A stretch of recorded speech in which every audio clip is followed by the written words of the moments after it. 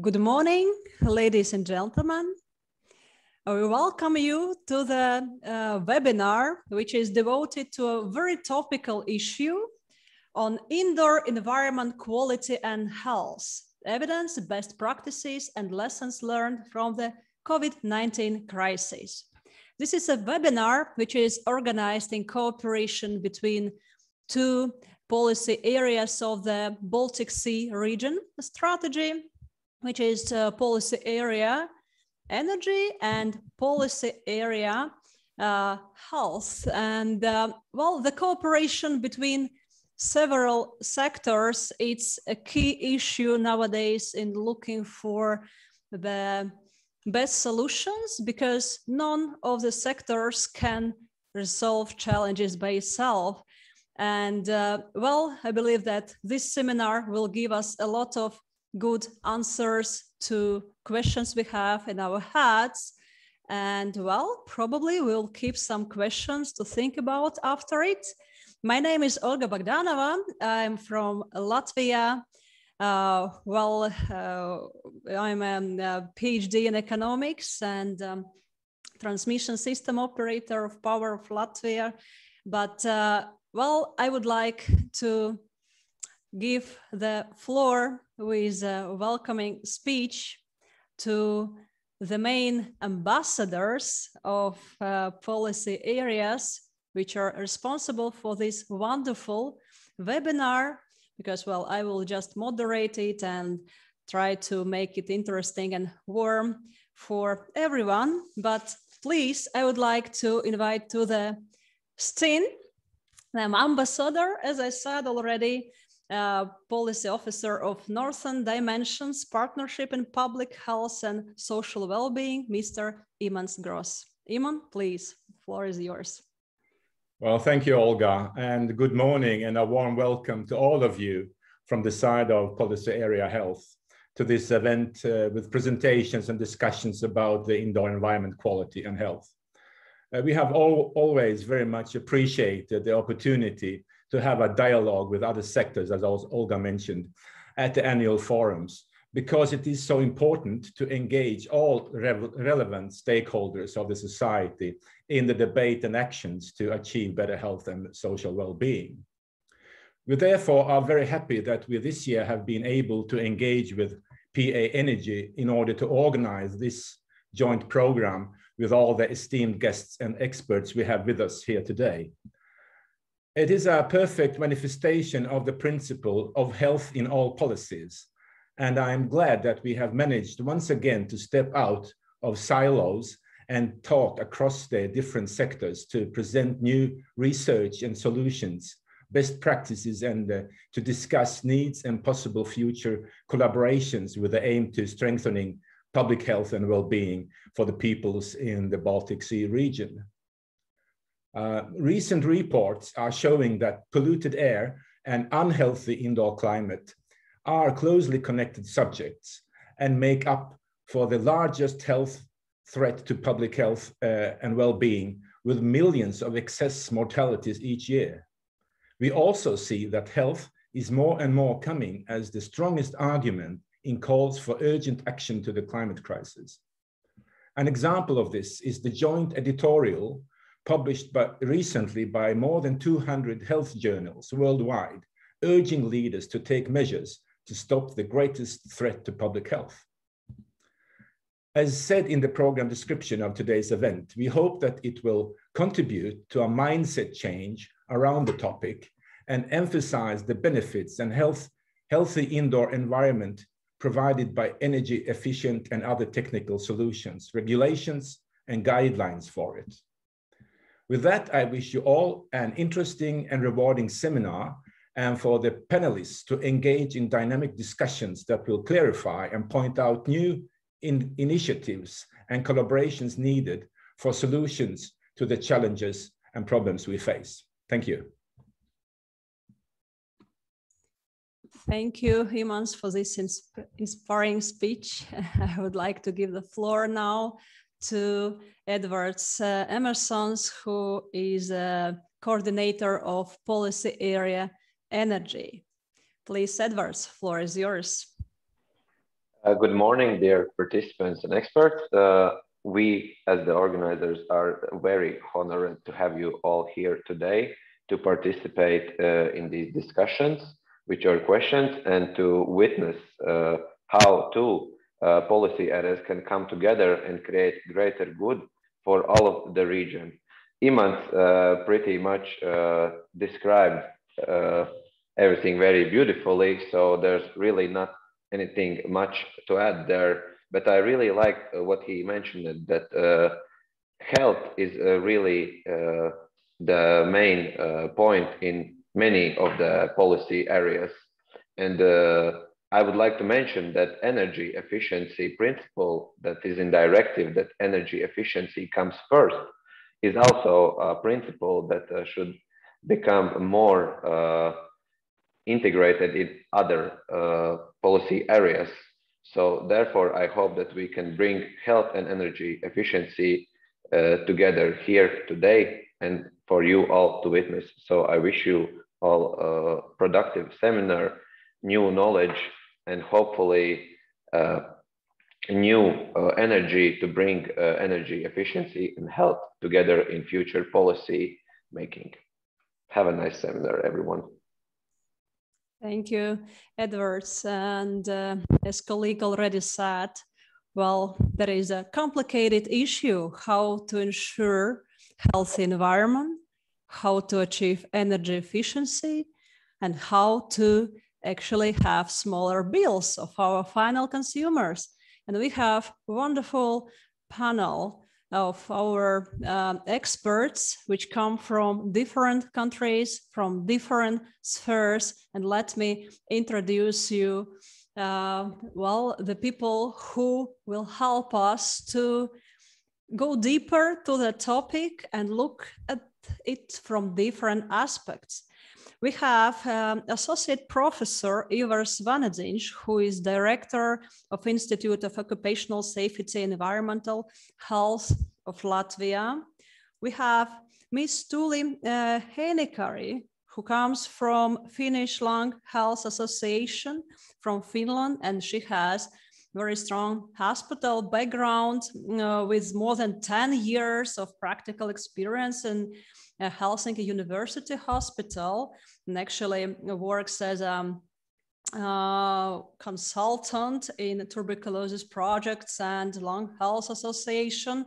So very strong, having very strong expertise on health issues. Then we have Mr. Lauri, who is a head of housing policy at Ministry of Economics Affairs and Communication for Estonia, who also has his experience as energy efficiency specialist and grant manager in well, different kind of projects.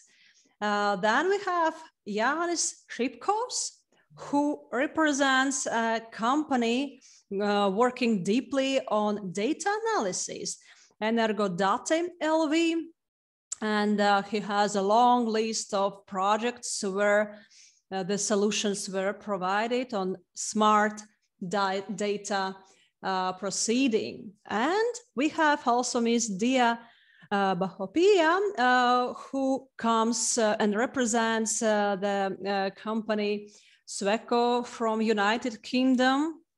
And she has a degree in psychology and master in sustainable environment management. And well, she is a well-accredited professional and Fitwell ambassador for the issues which touch health and well-being, and so which are very important for today's topic. So our discussion is going to be highly interesting. I really hope that you will enjoy it. And I would invite to the scene the first speaker of our today's webinar, who is Associate Professor Ivars Vanadziņš, and he will share with us the ideas and thoughts on indoor air quality as essential factor to promote human well-being and health, ventilation, hygiene, and behavior. Ivar, please, floor is yours. Yes, thank you for the introduction and thank you for the opportunity to be on this panel. And just I think my task is to give the sort of broad overview why this topic is important from many aspects. And of course, my expertise being in research and training information, I will of course speak of some broader issues. And I also thank our colleagues that made these introductory words. And I think I want to, again to particularly emphasize what has been said so far, like mentioning the air quality, both outdoor and indoor air quality, as the largest public healthcare threat that we are actually facing, most of us without, a society as such, without a clear understanding that the problem is actually there for a good many years, and the impact is actually quite huge. And I'm quite sure Tuuli will explain all the medical aspects of this particular problem.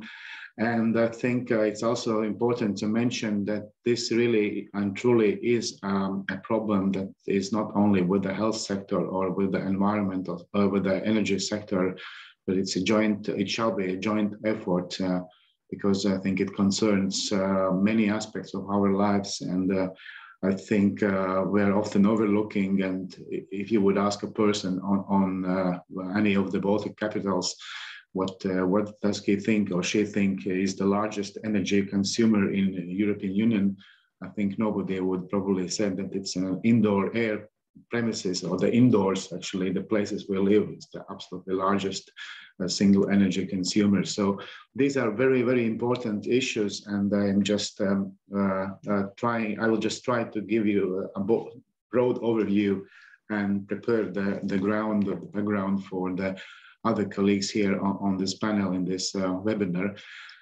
So the indoor air quality has always been an essential question by the researchers and by clinicians in hospitals and outpatient care.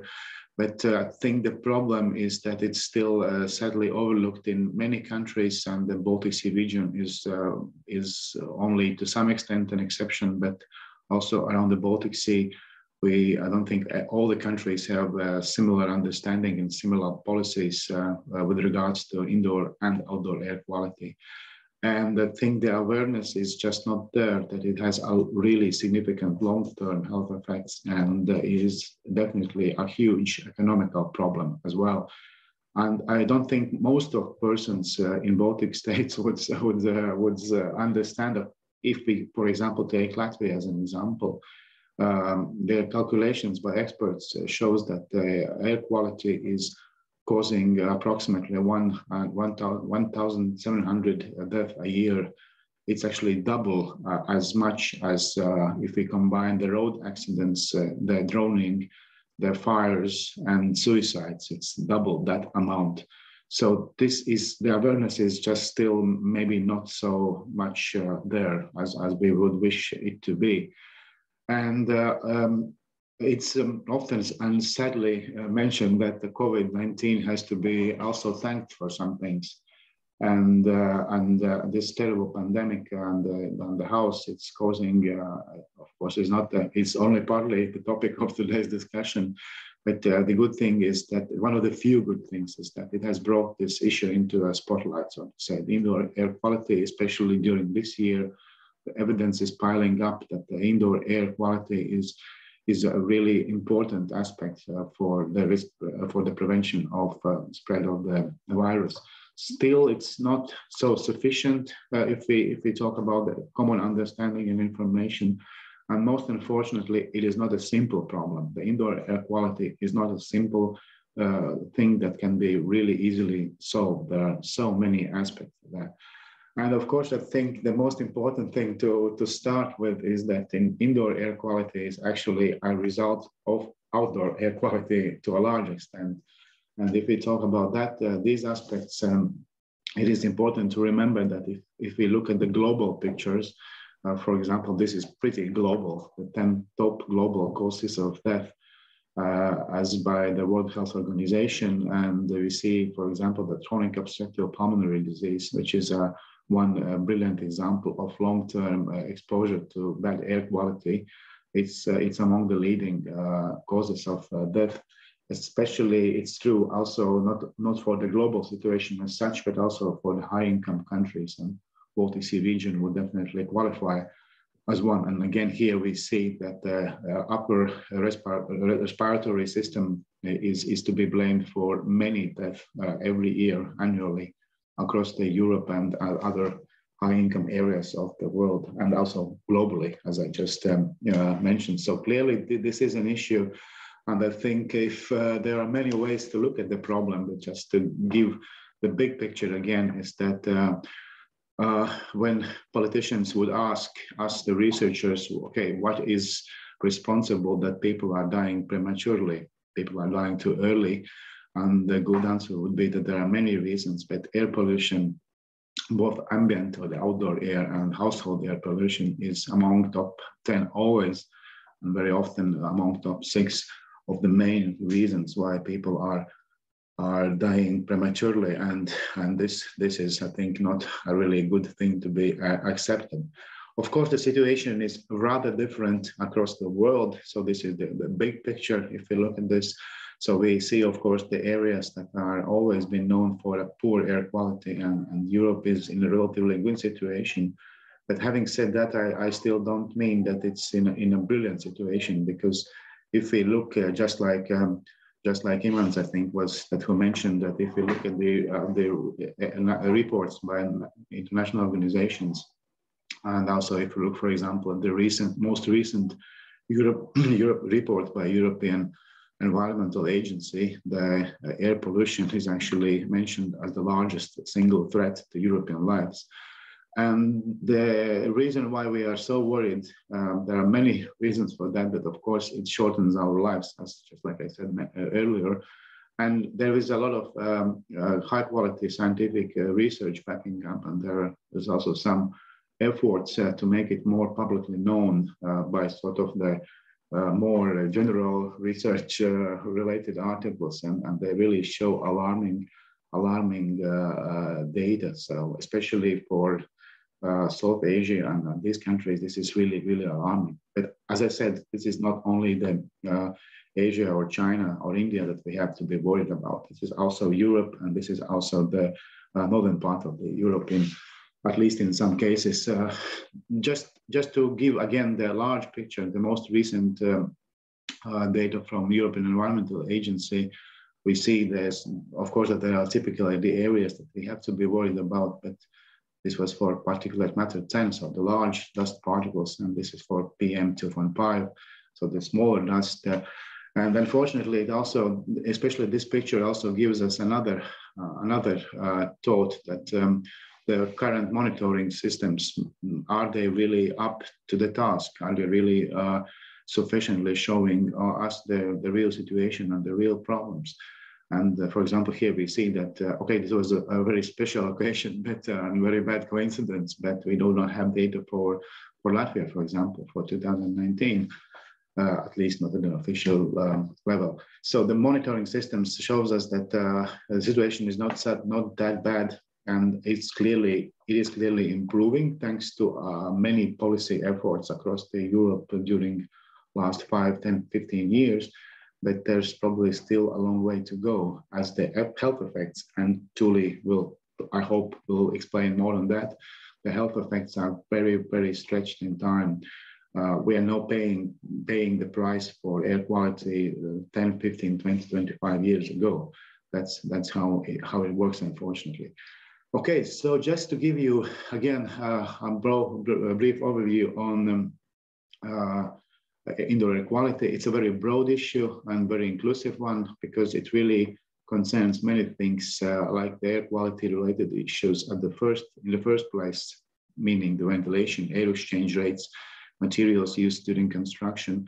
And it also includes the other emissions that happens during the life cycle of the building, the air we exhale, the furniture installation, cleaning agents we are using, food we are cooking, and so on and so on. And you can imagine that easily At any moment in time, there can be up to several hundred of different substances in our indoor spaces, having sometimes not really well-known effects on our health. And of course, there has been a lot of efforts to understand what is a good air quality. And there are several indoor air quality indexes available, like like Environmental Protection Agency of the United States would be maybe one of the most popular, but there are several more, including some that are European-based. And they typically would include many aspects, starting, of course, with the air quality that I just mentioned, but also the indoor climate, temperature, humidity issues that are also very, very important, and other qualities of the indoor air that we are much less mentioning in many cases. And what I think is to be too little known and to be too little explained to general public is that the pollutants in the indoor air, they're coming from many different sources. And this is not an all-inclusive list, of course, but just you see that here, what I already mentioned, like the furniture or building materials used, or the cleaning and disinfection, again, in the light of COVID-19, particularly important issue, carpets, materials, the heating devices, and everything that's microbiological, like mold, pollen, and also radon, in some cases still asbestos exposure. So this is altogether the indoor air quality. And of course, these indexes, they try to list quite a few of these. But again, the big challenge is always that the good air quality monitoring is actually not an easy task, honestly. And the task that is not so easy to do. And I unfortunately have to say that in many cases, we are failing to do it properly. And why is it bad? It's because there has been a lot of discussions also in our country. Do we really need monitoring? I mean, everybody knows that we have to open the window regularly, or that we should have a ventilation system. But again, without a proper monitoring, there cannot be a really well-targeted, well-prepared policy tools. So there cannot be really good preventive measures if we do not know the real situation.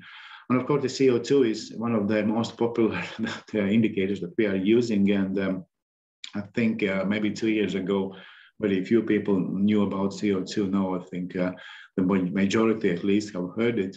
And the good thing is that it's relatively cheap, relatively reliable, and it's also quite widely used as a proxy, sort of as a telling sign of how the aerosol concentrations are in the building, in the premises, and also what might be the situation with regards to other pollutants like the volatile organic compounds that we are particularly concerned about. That many of these are coming from ourselves as humans, but many are coming from cleaning agents and the materials used and so on.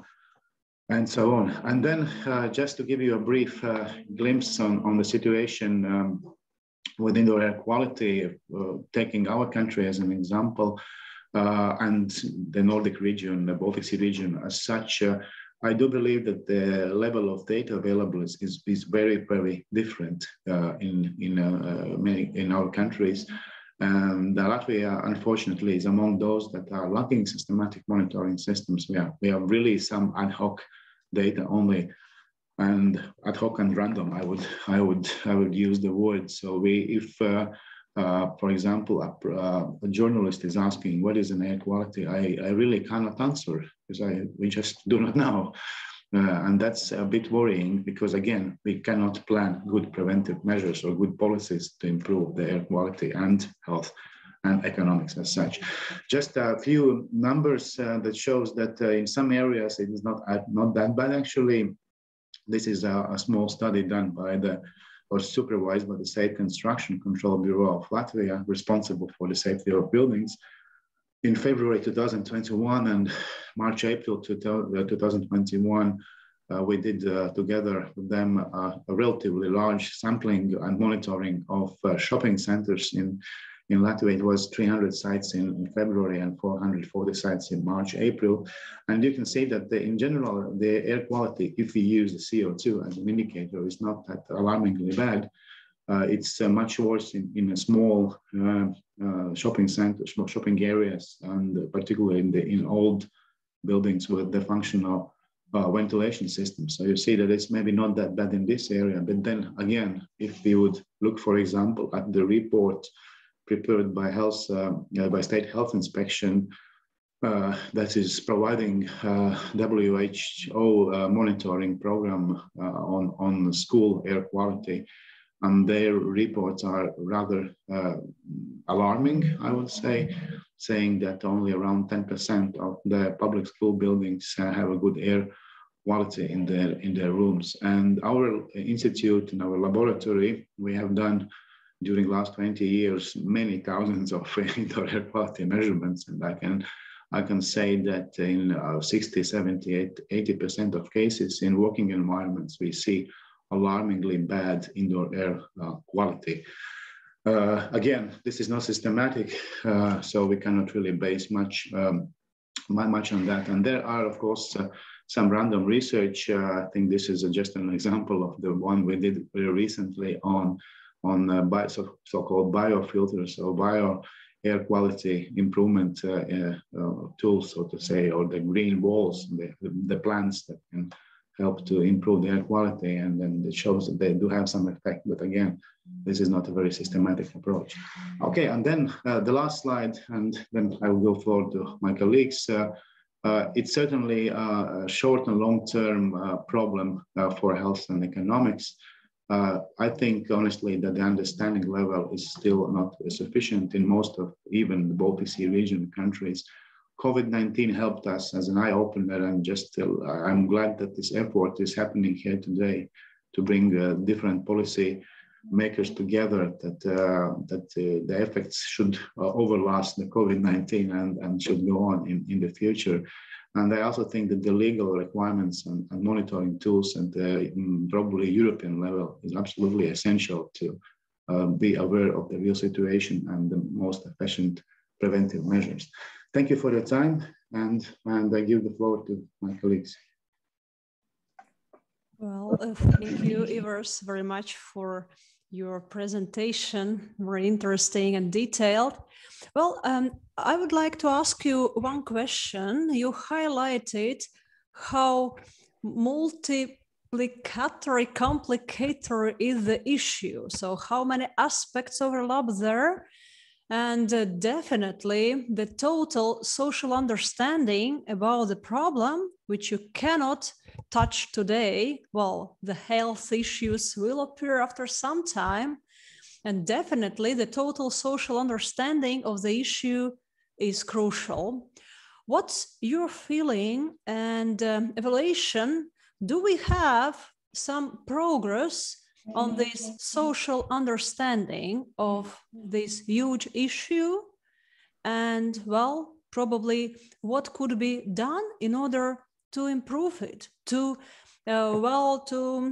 shed the light on the elephant which is already there in the room? Well, that's a $1 million question, so to say, or €1 million question rather. But clearly, I can answer best for my country and for Latvia. And I think the social understanding and awareness is really insufficient. But I think there are some good efforts very recently, like the school air quality monitoring program, that if properly used by the teachers can be part of the training, saying, okay, we see the air quality indicators, and then we look deeper from chemistry, from physics point of view, and why is it so, and then from the biology point of view, why is it bad for health? So I clearly see the young generation and schools as an excellent area, and I do believe that this monitoring system that we are developing for our school system will be one significant step. So I think it's still insufficient, but I see some light at the end of the tunnel, so to say. Okay, thank you very much. And well, I would invite now all the audience to check what's our understanding and feeling? Are we aware about the risks? And we will have a poll, which will be some kind of continuation to the presentation. Please ask to the question you see on the screen, how much time on an average does the person spend indoors? And we have 3 options for the answer. How much time on average does person spends indoor? 50%, 70%, or 90%? What's your feeling? Of course, nobody has the data on hand, but that's the test.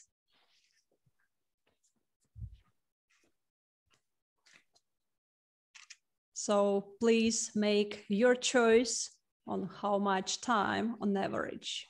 I'm happy that I didn't say it in my presentation because I was intending to say it. So we'll see the answers from the audience.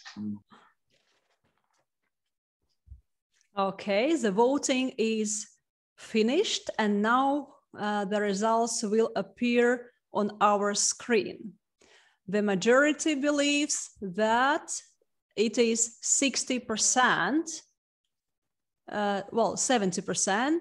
I guess, Vipke, could you please help me with interpretation of the results? So, yes, exactly. 70%, 60% of people thought it's 70%, and 40% of people thought it's 90%. Okay, thank you for this technical help. Well, do you want to know the correct answer? I'm sure that yes, and the correct answer is 90%. So 90% people spend indoors. Actually, that's only emphasizes the issues Ivars just brought in his presentation. And yes, it means that we have to educate ourselves even better as well. Okay, thank you very much. Actually, we will have also questions and answers session after all the presentations, and definitely you will have a possibility to ask your questions. Please make your notes and prepare them for the panelists. And now we have the next presentation by Ms. Tuuli Heinikari on reflection on the connection between indoor air quality and lung diseases. Tuuli, please, floor is yours. Thank you, Olga. I'll just show you my presentation, and I thought that I would go through this subject by introducing you the Finnish National Indoor Air and Health Program, which is a big project that I'm part of. And as Olga told you, I'm a medical doctor, used to working in a hospital, nowadays do practice as well, meeting asthmatics, and indoor air is a subject that comes up in a pulmonologist office quite often. Is it linked to lung diseases? Yes, probably in some extent. But let's see what we are doing in Finland nowadays. Well, the claim that we have in this program is that clean and fresh indoor air promotes health and well-being. We know that indoor air can contain large amounts of pollutants that can cause a variety of symptoms and reduce well-being. And individual exposure agents can also increase the risk of permanent disease.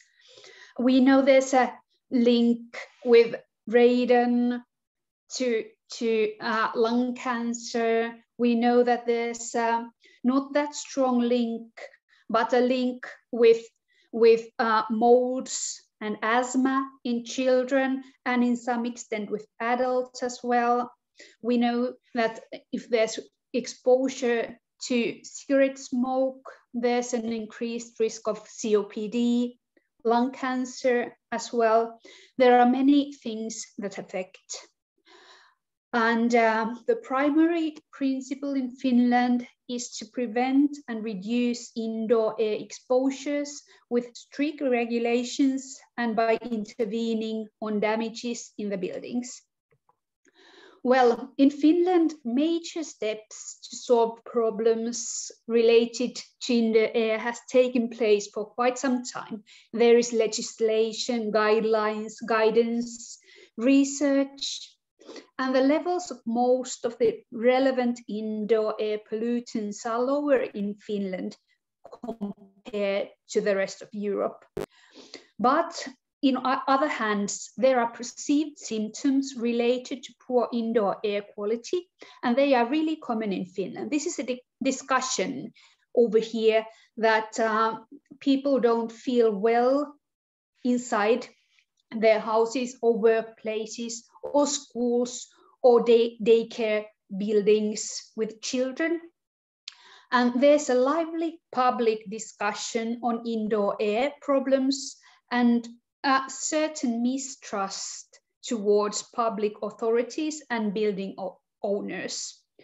And this probably relates to, in some extent, to healthcare providers as well. But this has been a discussion in Finland for 15 to 20 years. I think the pandemic has taken it down a bit, and the public discussions is on other subjects now. But this has been a kind of special discussion in Finland. We don't see that in this extent in other countries. Well, the Finnish National Indoor Air and Health Program, we started to prepare this in about 3-4 years ago. And it started by the National Institute of Health and Welfare. And it has been an extensive preparation, and there are various stakeholders. And what we found out we needed is research-based information, and this is part of the program as well, and workshops and online surveys to kind of gather information, what are the opinions of healthcare workers, public workers, patients, and have this sort of bilateral consultation with our stakeholders. We've done interviews to indoor air experts from Sweden, Norway, Denmark, and Iceland as well, because we want to have a broader picture of this subject and taking measures to promote health and well-being. And well, what we gathered, the key problems with our current state is that the general public needs more information, and all they display mistrust at some point. And the management of problems related to indoor air must be developed and should be more systematic. And the situation of those with symptoms and illnesses is partly unsatisfactory. When I've seen this patient, the problem is that people might have really severe symptoms, and we as doctors cannot find a particular illness in this patient, and that's why we need to develop this sort of system that these people would get treated as well. And then we found out that the competence of various actors must be strengthened so that GPs would have better knowledge how to treat patients, what are the things that causes illness, and perhaps what are the issues that must be stated when meeting patients. Well, the program is named Healthy People in Healthy Premises. And the primary long-term objective is to reduce health and well-being hazards linked to indoor environments in Finland, providing information, assessment of indoor air problems, treatment and support, and education and training. And me, as working in Finnish Lung Health Association, our part in this program is the education and training of healthcare providers. Of course, as lung specialists, we can offer advice how to, like, do guidances, how to treat patients, but this education and training is the slot I'm doing. Well, if you think the program, how to prevent hazards, how to deal with communication, treatment and support, we need assessment of indoor air problems, treatment and support, education and training, providing information. And I think the general thing there is to build trust and have this open research-based discussion. Of course, if you have problem with indoor air, you have to go there and get it fixed. And we need to know that the buildings are healthy buildings, and we need processes and guidelines and legislation to do that. Well, the program progress that was to reduce health and well-being hazards linked to indoor environments in Finland was the primary objective, but indicator 1 for us is to reduce, have symptoms associated to indoor environments to be reduced by 40% in Finland by the year 2028. I think that's a big number, but that's one of our goals. And second one, the proportion of people satisfied with indoor environments in Finland to be increased by 50% by the same year. So big things are to be planned, and we are doing this although there's a pandemic going on. And this program is designed so that the progress will be continuously monitored. And there are these indicators that need to be met. And in addition to these indicators, outcome indicators are used to describe how the planned action are realized.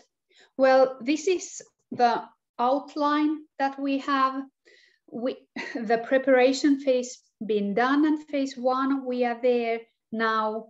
And there have been, I think, almost 20 trainings we've done for Finnish healthcare workers this year, and it continues next year as well. And we have these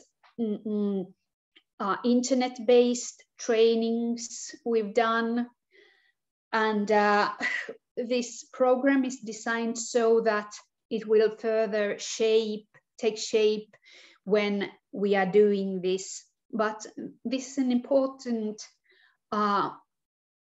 public discussion as well. It's politics, it's healthcare, it's buildings. There are lots of things to be taken in consideration too. And I want to thank Professor Juha Pekkanen for helping me with the slides with this program. And I want to thank you. Thank you, Tuuli, very much for your presentation. Well, that's amazing policy planning document you have in Finland, covering so many key players. Well, I would like to ask you a question. What's your feeling up to now? How enthusiastic are those key players? We heard that, well, with society, it's a probably bigger challenge. It's longer way to go to move their understanding, rise their understanding on the issue. But you mentioned a lot of other key players. So how enthusiastic they are in going together to this way? I think that's always a push to get these sort of things started. And but when you get into it, you kind of get excited as well. And this is a difficult discussion, especially with different sorts of neurological symptoms and allergy-like symptoms and asthma and breathing difficulties, itchiness of eyes that people report getting from poor indoor air. And because of our public discussion, the first thing that people think here in Finland is mold. And perhaps there is mold in indoor air and in the buildings they are in, or they're not, but they are having symptoms. And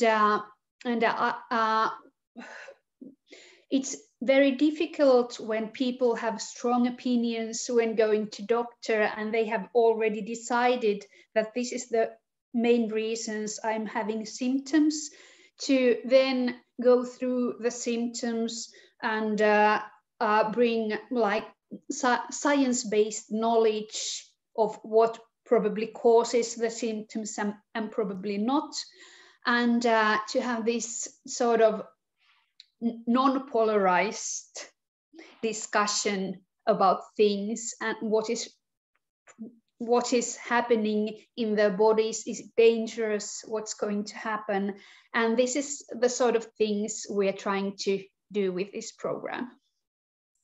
Well, thank you very much for your comment and for your presentation. And as the explanation of your presentation, I would like to ask audience to participate in another poll. We will have now a question appeared on the screens.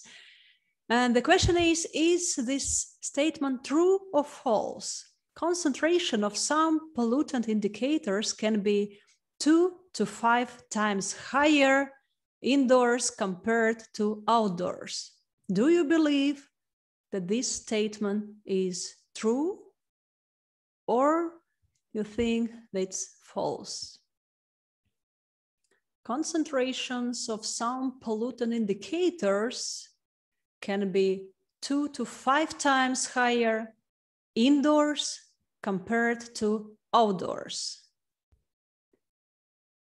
Whether the statement is true or false. Okay, so the poll is finished and we are waiting for the answer. And the majority of our audience believe that's true statement, and you're absolutely right. So this is something we have to take into account when, well, also forming our own understanding on how hot topic de facto is, that not only doctors are telling us what's the way, how we should organize our everyday life, but well, also scientists.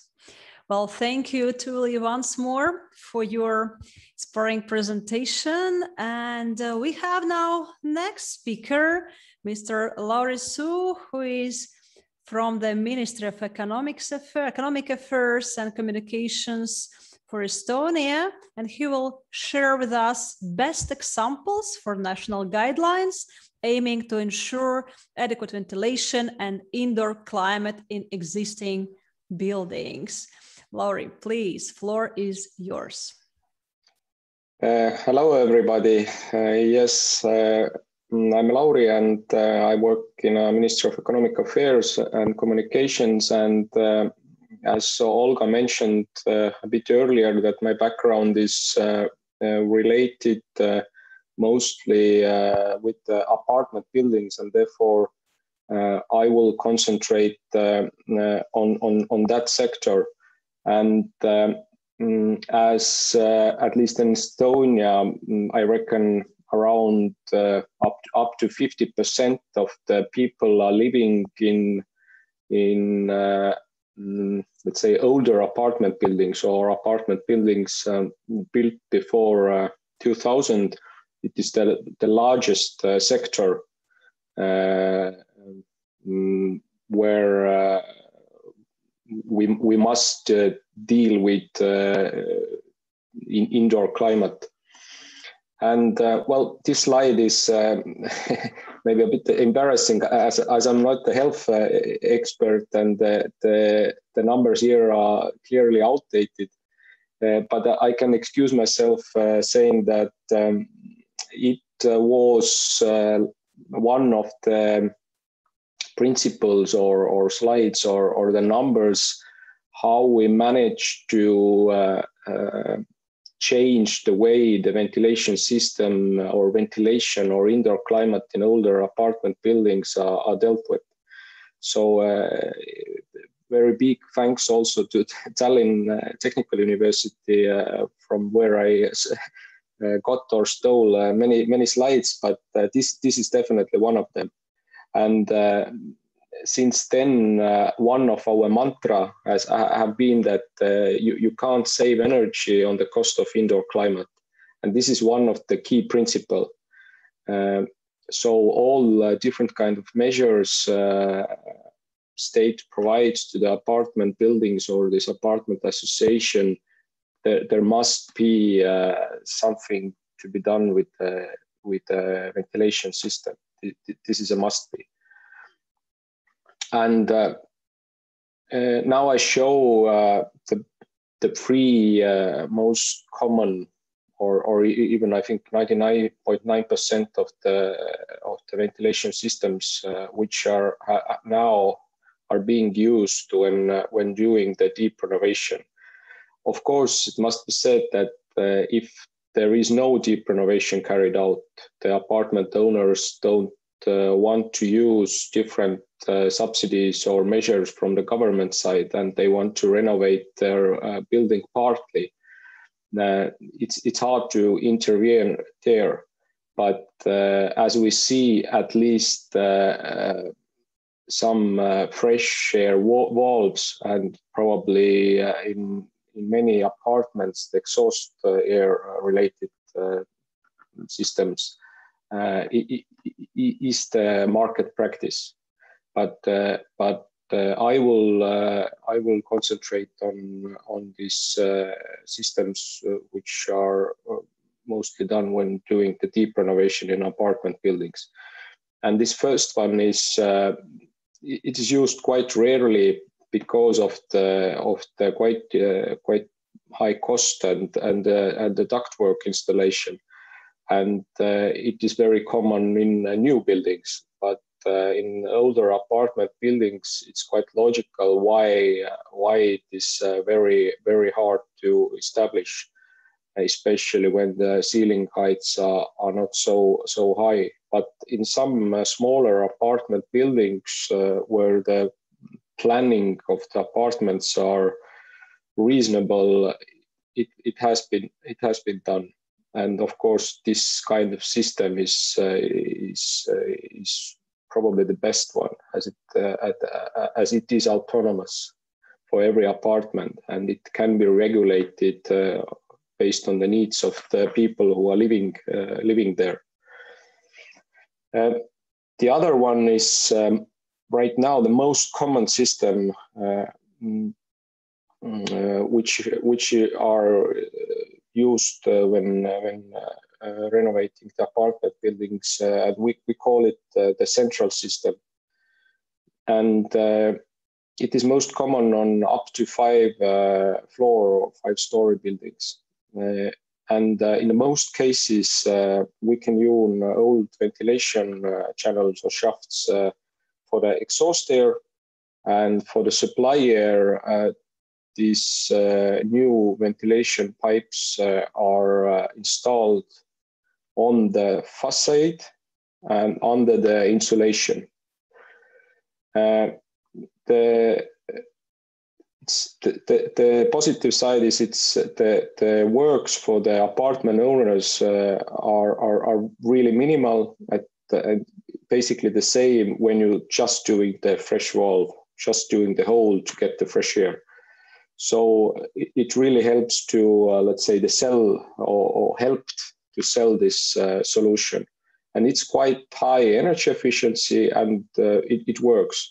But as it is not autonomous per apartment, it's not very flexible, meaning that if yes, today in some apartments live, let's say, 4 people, it can happen that over, I don't know, 5 years, there is only 1 people. So it is not that efficient in that terms. And if somebody wants to manipulate the system and, I don't know, shut down some valves, it can influence the other apartments. But of course, this training and awareness raising has to come together with installation the system. So the people must understand how the system works and that you can't really manipulate with it because it affects the others. And here are some pictures, and as you see, these pipes are not a round one, but more like flat. And when the building is renovated, it's basically looks there is no ventilation, holes, nothing. It looks like new. And of course, our practice in many cases are that the windows are brought in the same place as the new facade, so to cut down the thermal breaches. But it's not the question of ventilation, but it's related in that terms that it can do some mold if the thermal breaches are not correctly dealt with, and the mold is related to lung problems and so on. And this main ventilation unit can be on the basement or on the roof, depending what type of building we're talking about.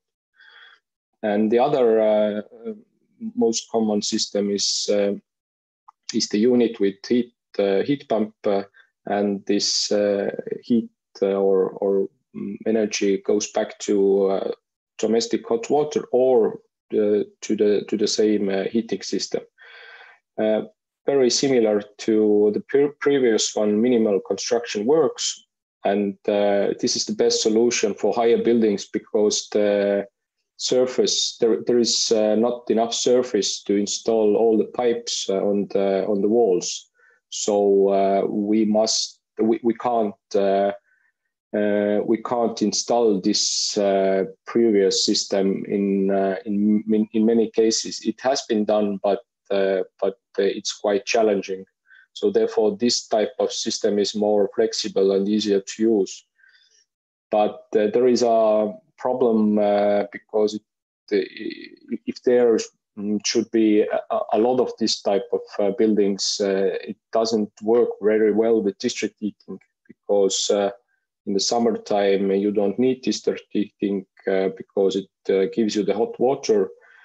And it is hard for the district heating companies to invest to their system because the need for the heating is very fluctuant due to this type of systems. So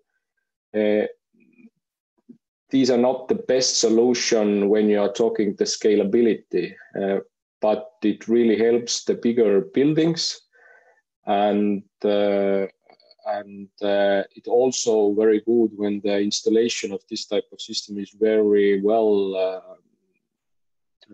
the design documents are very well done and handled because the automation level is quite high and so on. So you have to be quite clever so this system work as they meant to be. And there can be some problems also with this radiator. This picture is Purmo air, I think, and the installments of it has to be really good, because if it's not, then the cold air starts to flow on the surface. So, and it gives an uncomfortable feeling, and people can shut it down or something like that. But still, it is definitely a good solution compared to the previous indoor climate in this type of apartments. And as I said, higher buildings are very suitable for them. And I think it is also, at least it was, when you're considering euros, it's the most cost effective. But now we have this rising electricity prices. I don't know what are the latest data regarding that. And this type of solutions are not accepted anymore when applying the reconstruction grant or this public grant.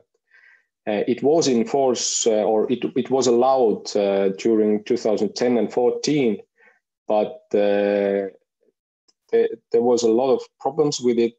And then the university, Tallinn University, Technical University, did some studies, and we saw that to supporting this type of systems is not very clever, and we shouldn't provide to help installing these systems. And what is written there, the too small pressure drop is that there was definitely problems in windy areas, because the power of the ventilator is so small that it doesn't do their job. And there was some frosting issues when there was like -15, -20.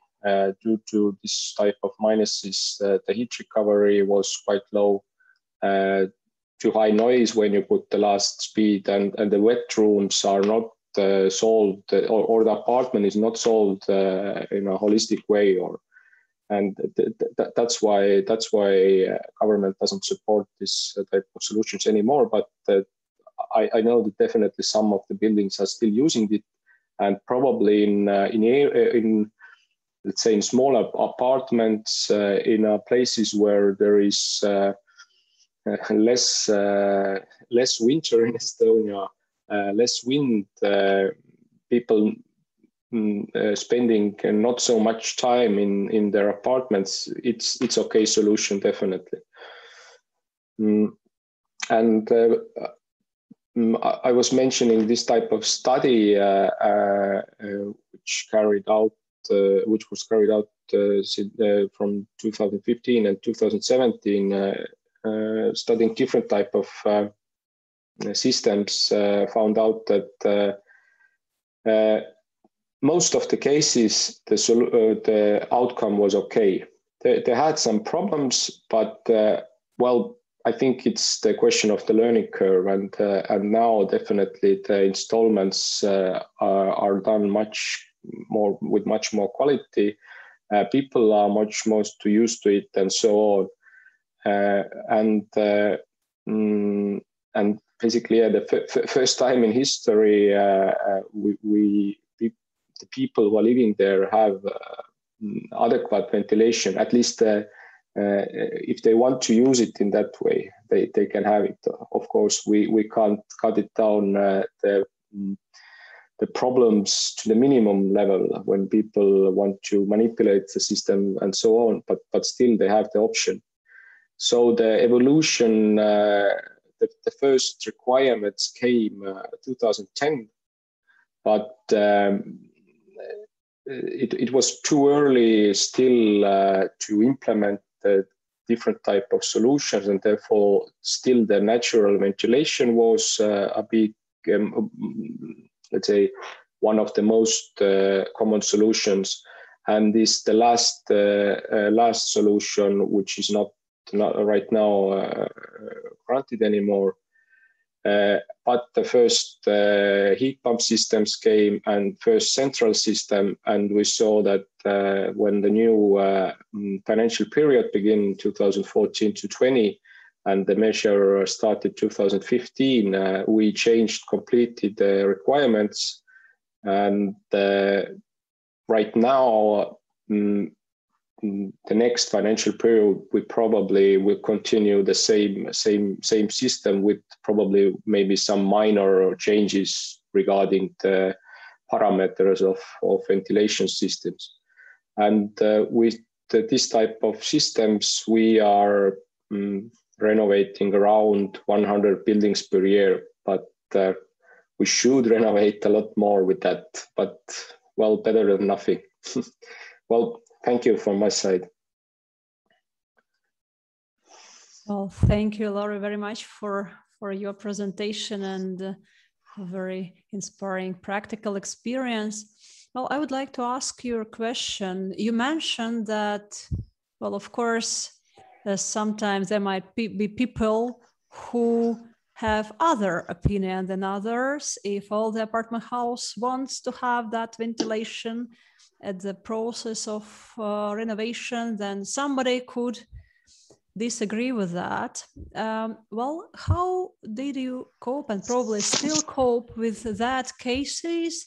Are there any instruments how to, I don't know, force those people, or that is some kind of mutual agreement and obligatory precondition for renovation project to happen? So how do you see that challenge, and if it is still a challenge in your case? Well, I think it's it's always a challenge. It's the mix of different people are living in apartment buildings, but because of the good examples, it's getting easier. But I think to get the agreement, it's consists different parts. One is the legislation we have.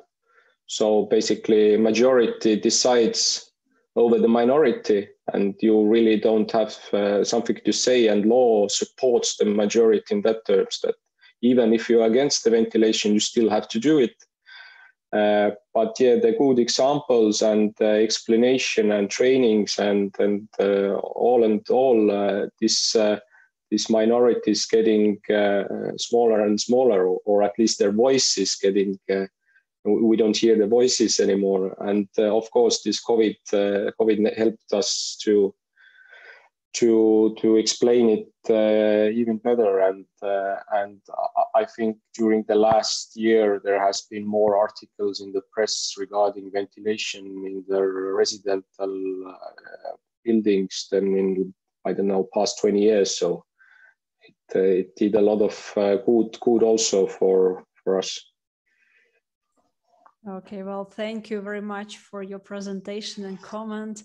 And I don't know, I guess that this is a chat box which is only for the panelists, but Jānis sends you very big compliments to your presentation and asks you to take the Latvian citizenship and come to Latvia urgent to help us with the situation here. And well, Jānis will be the next presenter, and definitely we will share his experience. But before we do that, we'll have one poll question. And yeah, it's already on a screen.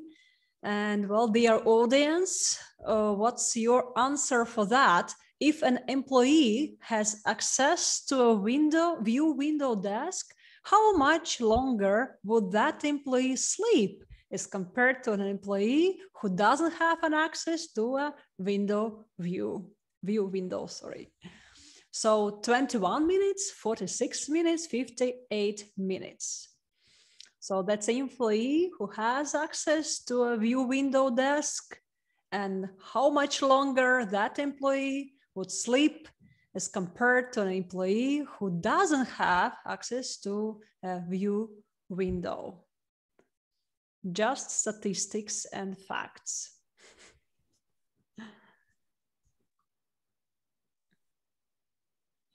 Okay, so the poll is over, and the majority has an answer 46 minutes. And dear audience, the majority, you're absolutely right. The statistics prove that for 46 minutes, that employee will have longer sleep. That's interesting fact. Thank you for participating. And actually, I would like to remind you that you can put your questions to the chat box, and we will definitely take them during the question and answers session. But now I would like to invite Jānis to present his presentation and share with us Liepāja's municipality experience with public building energy efficiency and microclimate monitoring. Jānis, please, floor is yours. Yes, my story is about money and about, I need to know how to switch the screens, about the town located 168 kilometers from Sweden. So I welcome you all visit this town, and yesterday I went on the webpage they have, travel webpage, and that's it, what they are offering on the first page. And I should inform you that also the most of Latvian rock stars are coming from this place. So it's a rich place for culture and history too. So, and actually they have also all city traffic lights are smart. They have also some Dutch style traffic solutions. So it's really interesting place. So please visit webpage and go there someday. So this is the timeline of my story. So it starts in 2009. There was CO2 money available, like tender. So who can offer the best CO2 saving for less euros? Those towns and those projects got funding, and they decided to renovate all the Soviet time school buildings, kindergartens, social houses. And in Soviet times, we had only two technologies for indoor climate. It was really hot incoming pipe in the building and windows. And actually, if you close the windows, they were not closing. Always fresh air was coming in. 2011, they finished 26 buildings. And so it's grand opening, kind of party. So that's why I'm showing you the page from the travel guide again. Please go there in the summertime, really nice. So those strange people from Liepāja municipality, of course, were not partying, but they started to ask the question, because there was targets to reach, because this is the climate change financial instrument, and you need to reach the targets, and if you're not reaching them, you have to pay money back. So, and of course, panic arrived. So they understood that they are not reaching any of those goals. And I'm working also with other municipalities, and I'm asking the same question them. And the reply usually is the design was faulty, contractor was bad, and we can't do anything about it. So Liepāja decided to involve the man. So they found the man. He was working for them, and they told him that the money is gone. We don't have any money, but we are not reaching the targets. Go and do something. So I'm jumping again and skipping the boring part about what he was doing, and I'm going to the time point where I met the guy. So it was a usual energy efficiency seminar. Everybody was talking blah, blah, blah, showing some projects, some innovation. And the guy is presenting Liepājas municipality's energy management system. And he's talking about 8+ buildings, 70+ employees, and how they are monitoring energy. And he's telling that they are monitoring it based on invoices. So it's monthly data. At that time, I was just recently finished my involvement in huge smart metering project. We were installing smart meters and building infrastructure and software and IT system. It was huge, and it was several million euro project. And at the same time, guys telling that he's using just invoices.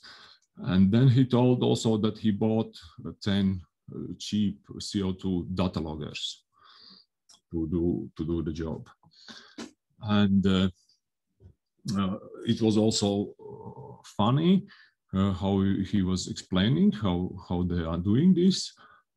These round boxes don't have any internet, any communication protocol.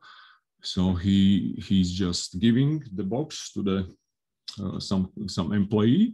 Employee goes to the building, plugs it in, put it somewhere in the room, collects data for several days or weeks. Then he unplugs it, plugs it in the PC, download data, and send them to this the man.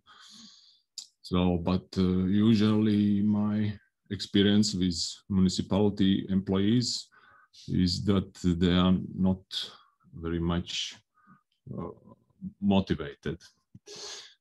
So, and then he told that they have also annual energy targets for heat and for electricity. And it was, of course, based on Excel. And now jumping ahead of time again. So I'm proud that I'm part of it, and now it's all on the cloud, on the system, on our system. So, but at that time it was on Excel.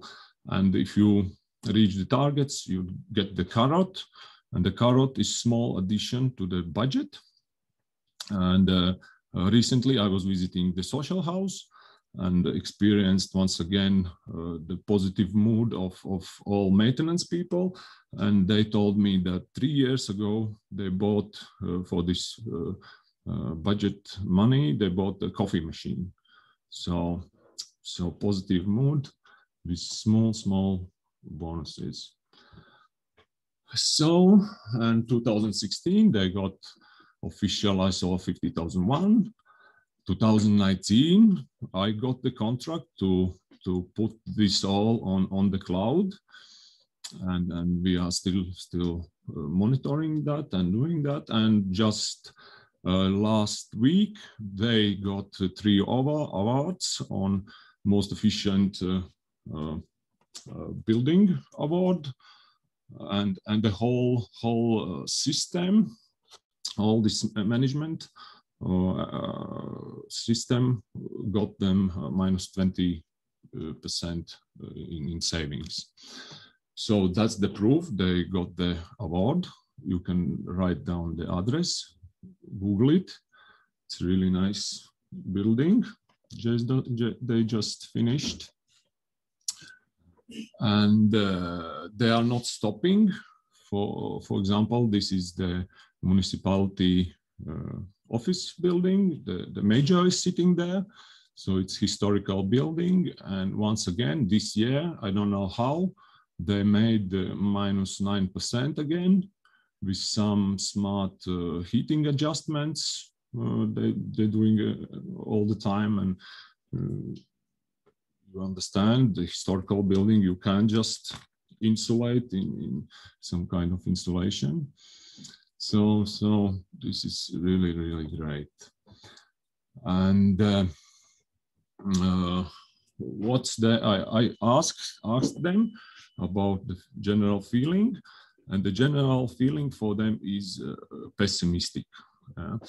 From one side, they have reached good energy efficiency goals and levels, so it means that they can't fund indoor climate improvement projects from funds, so they can do only 1 or 2 or 3 buildings per year, and they're doing this, and they have very good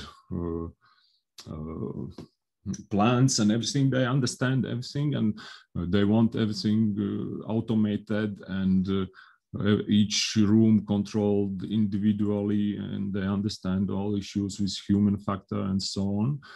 So at this stage, they don't see any possibility to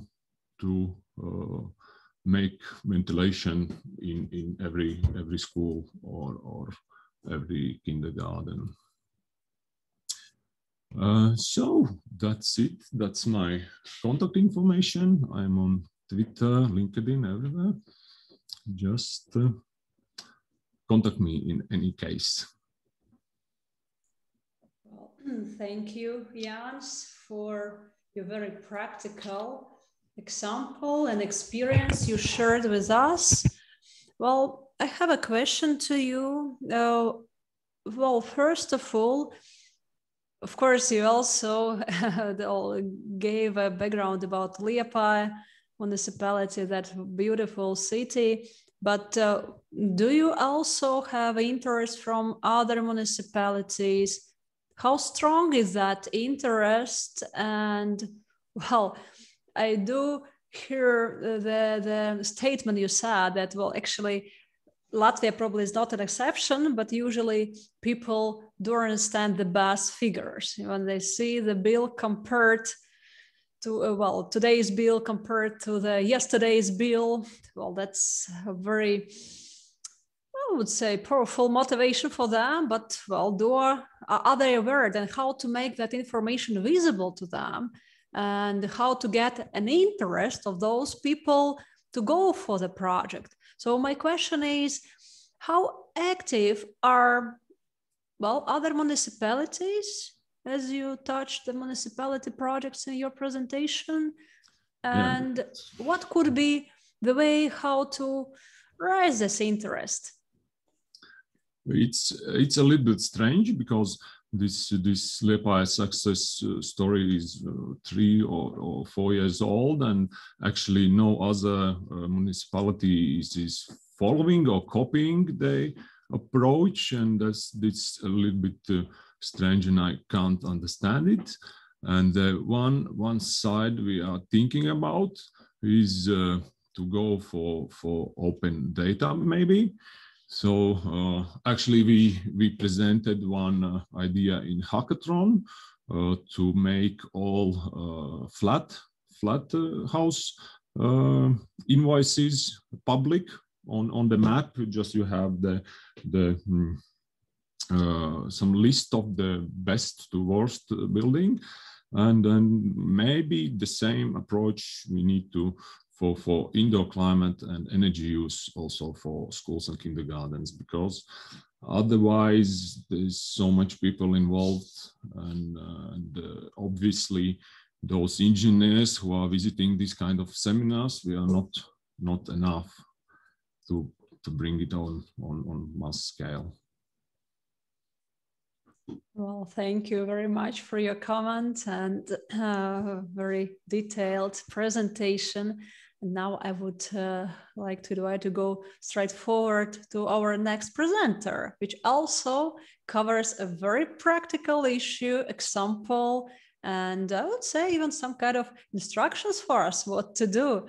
That's Dia Mahopia with the presentation Sustainable Environment Development. Dia, please, floor is yours. Thank you so much, Olga. A very good morning to everybody from a very grey London.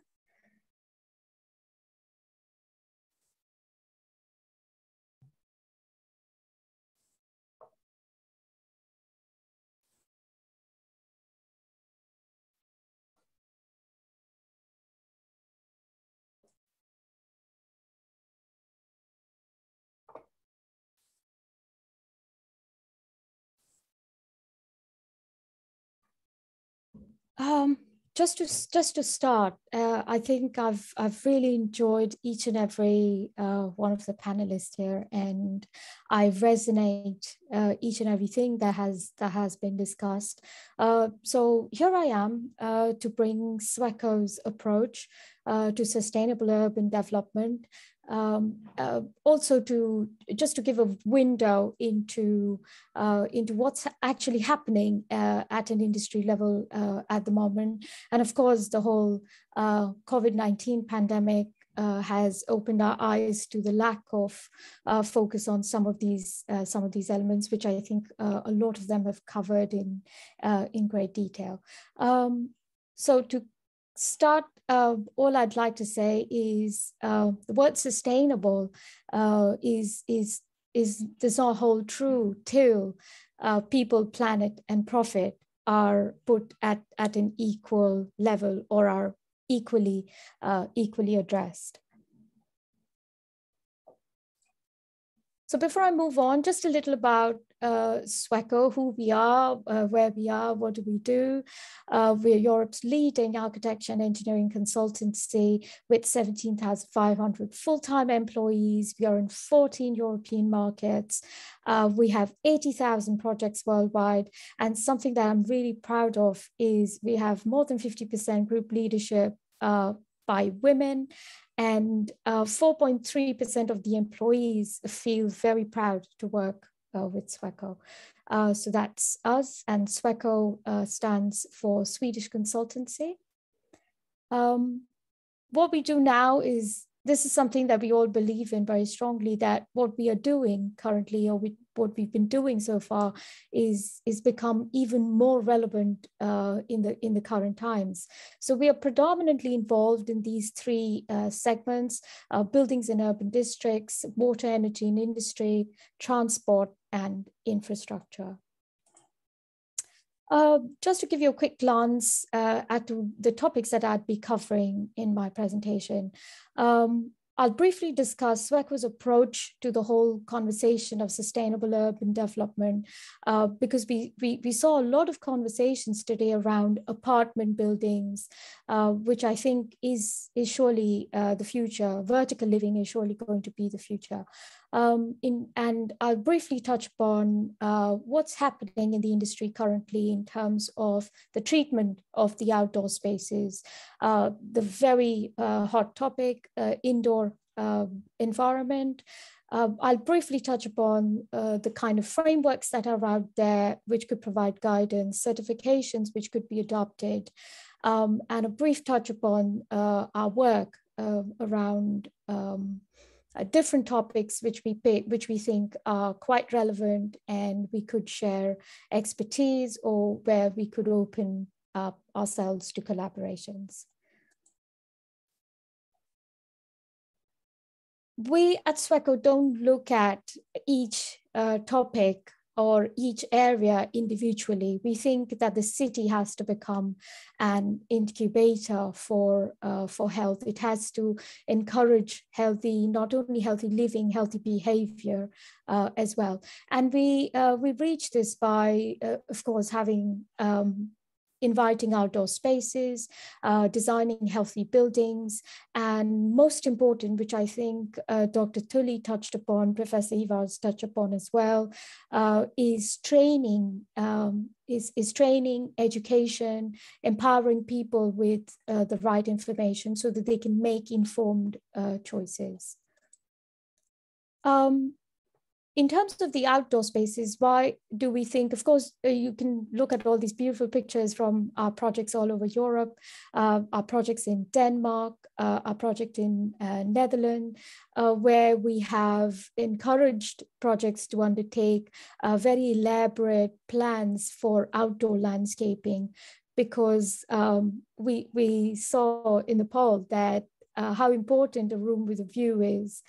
And I think it's also important to integrate nature as part of our outdoor spaces. And again, in terms of greening, quantity here is not very important. Here we can kill two birds with a stone. When we include greening, a thought needs to be given into the kind of species of plants that are chosen, so that they add to increase absorption of CO2 levels and also help biodiversity. And I think there's a lot been said already how greening helps improve air quality.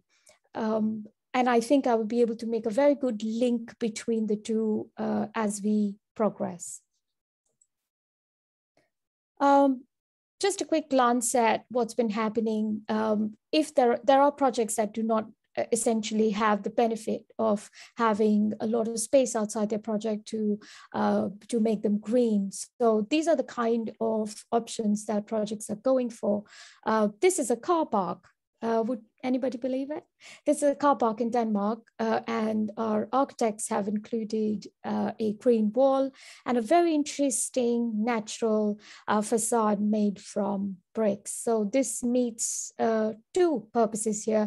Of course, it looks aesthetically really pleasing. The natural material also adds to the aesthetics of the whole space, but also does a very important job of reducing the urban heat island effect. This is again a very good example where planting has not only been used for aesthetic purposes, but it has also brought into play here to filter the incoming air, to regulate humidity, produce oxygen, absorb CO2 levels, and absorb microparticles as well. This project is a Sweco project in Belgium. Of course, it looks stunning as well.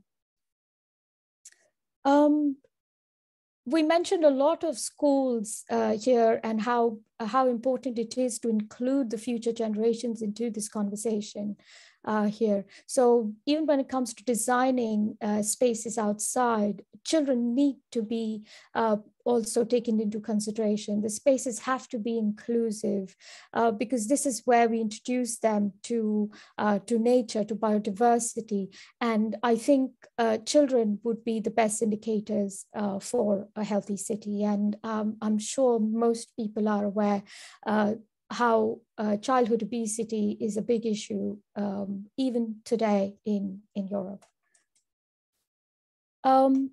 Like I mentioned, some projects do not have the privilege of having a lot of space outside, but here in London, that does not deter projects from undertaking greening.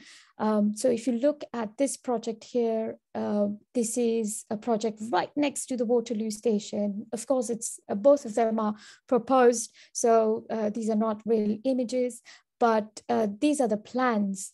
So in this project, they're including a promenade that comes from the Waterloo station all the way into the building. And it's going to have water elements and a lot of greening.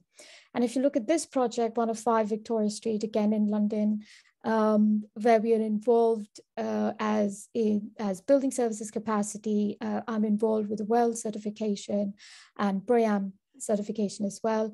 All of the levels above will include greening, urban farming, living walls, and all of this will be open for the occupants to access. So these are just examples of office buildings, but these are the kind of things that are also being undertaken for residential apartments here in London and some projects even in Europe. We move into a look at indoor spaces. This is a brilliant picture of a very iconic building in London. These are the Bloomberg headquarters. designed by Foster's and Partners. We were again, we played a role with the building services, the BREEAM certification, and we were also involved with the post-occupancy evaluation of the building. Now, this is something that we also encourage a lot of projects to undertake is post-occupancy evaluation. And I think this is where the disconnect is when the building is built, designed, once it starts operations, sometimes it is forgotten. Not only the building is forgotten, even the occupants are forgotten. This was one project where we saw that how they brought the whole building together by adding this green wall within the pantry space on the 6th floor of the building. Let's take a deep breath.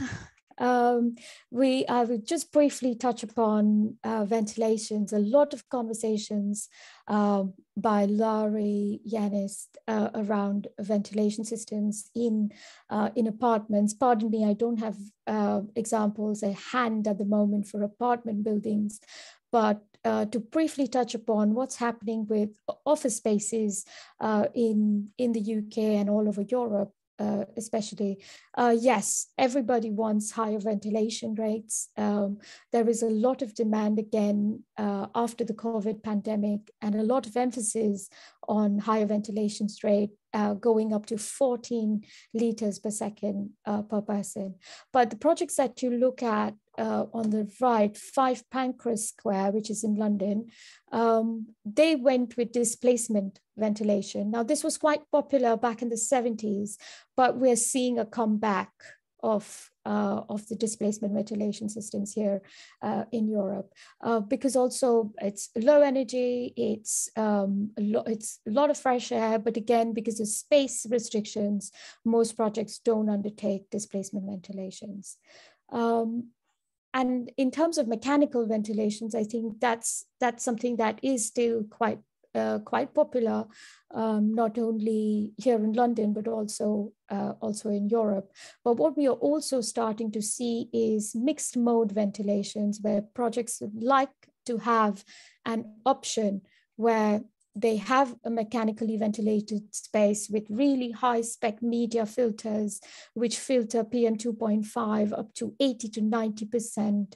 And then the air and without a doubt, all of this is fresh air. There was no recirculated air in any of the buildings. Again, talking about the iconic Bloomberg building, a very good example of a mixed mode ventilation, which is mechanical and natural ventilation.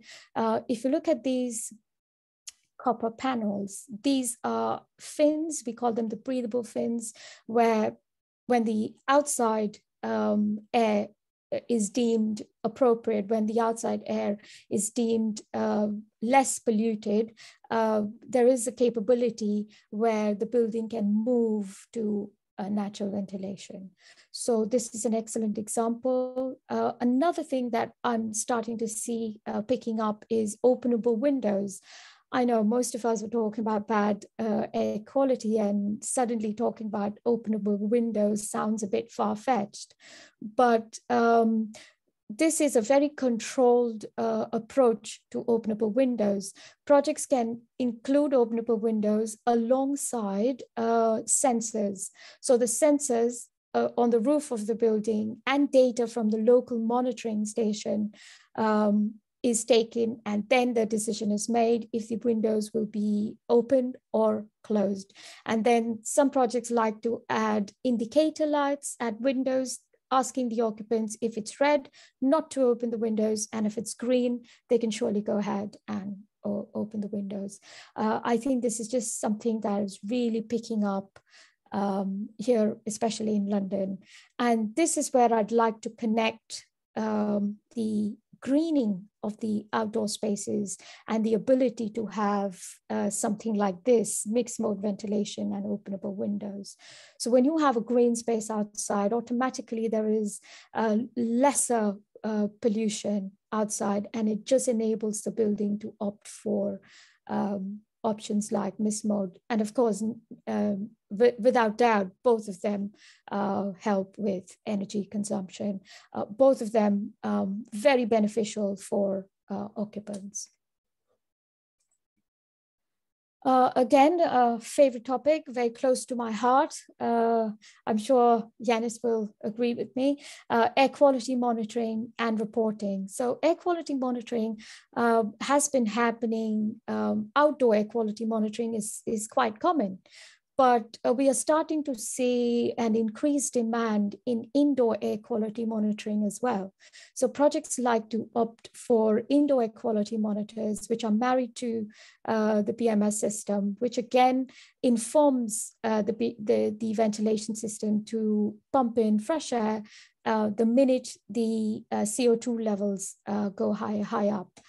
And also, if you look at this image here, which says the Bloom Building app, Bloom is a project of ours here in London, or in Farringdon. They have opted for a building app. So what the app does is as soon as the occupant or an employee is within the building premises, they can download the app. They have access to, of course, all of these other facilities, but also to current air quality and water quality of the project, which I think is something that is getting quite popular. And let there be light. The conversation of daylight, I think, and the importance, I need not emphasize on how important daylight is, but there has also been incidences, especially here in countries like the UK, where the sun is a bit shy. We are not that lucky. Projects have been undertaking circadian lightings, which circadian lighting essentially mimics how the natural daylight functions, very bright light in the first half and a slightly lower light levels during the evenings. So that not only helps regulate the internal clock, but also the melatonin levels in the body. But of course, nothing beats the natural daylight, and most projects are doing their best to add atriums like that, which just flood the whole project with natural light. Again, the iconic Bloomberg building, but I had to use it because it's a very good example of how a project can encourage people to move away from their desks, to not take lifts, not take escalators, use the stairs. And I think when the staircase is like this, aesthetically pleasing, fun, it really makes it even more convincible for people to use the stairs as compared to lifts.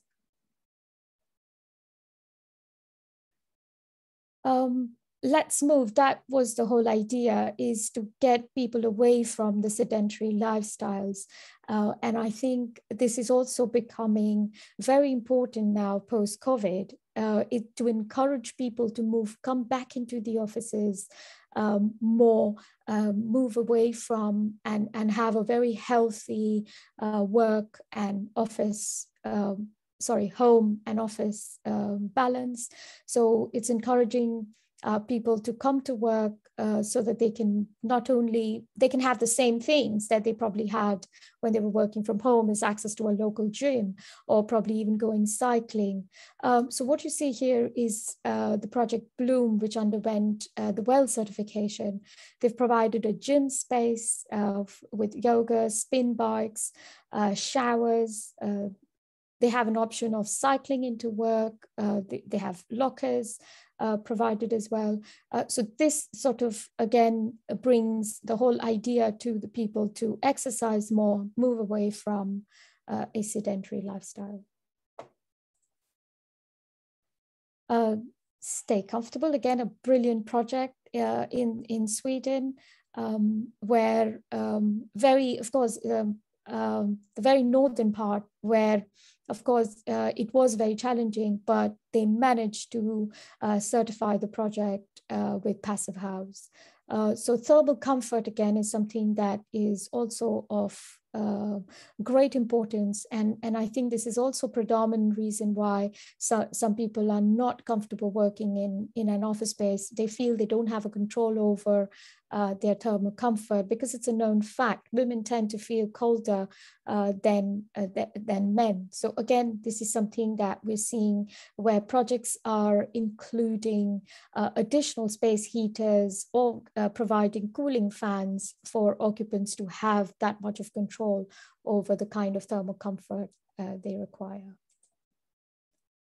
Let's listen, let's hear. I don't like to call it noise pollution. I'd love to say sound, but it's a known fact that noise pollution is something that is surely something that most cities in Europe are dealing with. Like it's mentioned there, 10 million people approximately suffer from harmful noise pollution levels in the Western Europe.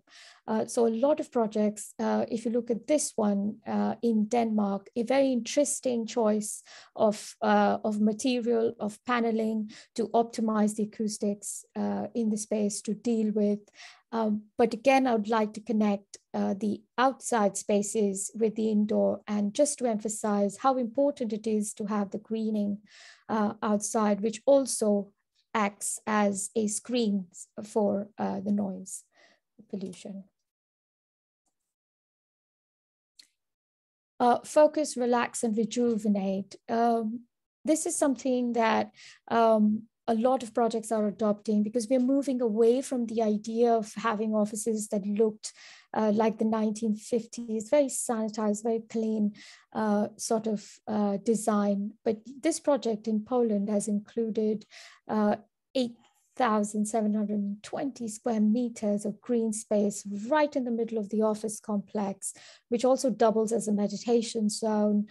People can have some meetings, a relaxation, you can undertake some deep work. But like we mentioned right at the start, the quality is also important. So there are 150 species of plants within this space.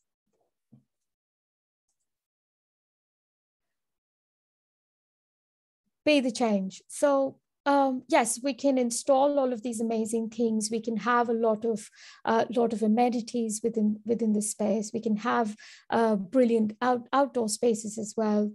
But there are some times where we fail to influence behaviors in people, and that does not surely come very easy, because habits are equally difficult to make and equally difficult to break. So signage, I think, plays a very important part, because they do play at a very subconscious level on an occupant's mind. So a lot of our projects go for the no smoking signs, which I'm sure is policy in most countries. Hand washing signage, again, something that has become very important post-COVID. So again, bringing the conversation of building apps, which I think is just excellent. So occupants have access to educational material. That material is regularly updated. They have access to latest research, articles, health and wellness magazines, health and wellness support, counseling, access addresses for the local medical doctor around the area, air quality, water quality. Sometimes people are not aware that the symptoms that they face is symptoms that they face while at work or in a space. I think Dr. Tuuli did mention as well that they do not connect the indoor air quality with their symptoms. And I think education can bridge that gap and make this conversation a lot more easier. Briefly touching about the different frameworks and certifications that are out there. Of course, the most popular one being the World GBC Health and Wellbeing Framework. We do work with this framework quite a lot, because there are a lot of projects who do not have very large budgets, but would still like to take a very healthy approach, a very sustainable approach to their development. And we do help them implement this framework as a starting place. And then they can obviously go on to signing up for certifications like the Well Building Standard or the Fit Well. So the Well Building Standard It was started in 2014 by an American organization, the Deloitte Foundation, which has now been taken over by the International Wellbeing Institute, or the IWBI. And they of course conduct this certification alongside GBCI. It's a very robust certification, completely based in scientific research and facts. And they regularly make updates to the standard as well. It's gaining immense popularity because it provides a very good framework for projects to include health and well-being, or make the occupants the center of design and operations. So during 2020, when the pandemic had just started, just within 6 months, they put together a team of experts, and they released the Well Health and Safety Rating, which focuses solely on the operations and maintenance of the building. So if I were to divide the kind of features that it has within it, it includes 90% of the responsibilities for the facilities management team, 5% on the M&E, and about 5% on the client. So yes, well-building standard is really gaining a lot of traction all over Europe. In terms of Fitwel again, surprisingly, another American certification. It was started by Mr. Michael Bloomberg when he was a mayor of Europe. He was very involved with the Center for Active Design to roll this out as a pilot for about 80 to 90 projects in New York. And now the way we see it is an established standard. It's not as onerous as the well-building standard, but it does include all of the elements that we just spoke about: air quality, the need for daylight, the need for really good acoustics, the need for very good operations and maintenance of the building.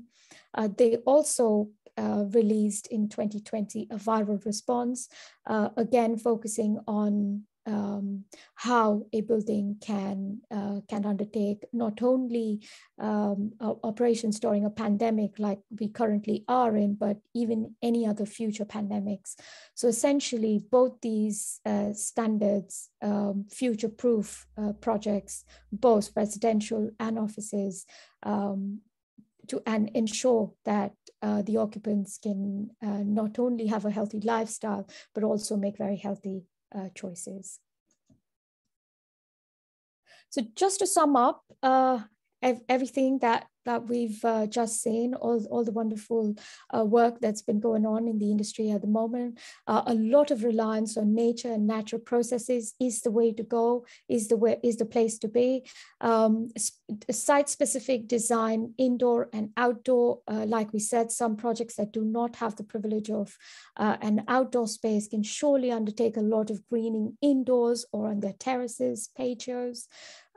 Surely reducing air and noise pollution, inclusive design for all generations, promoting a healthy lifestyle based on the design of the building, based on the design of the outdoor spaces.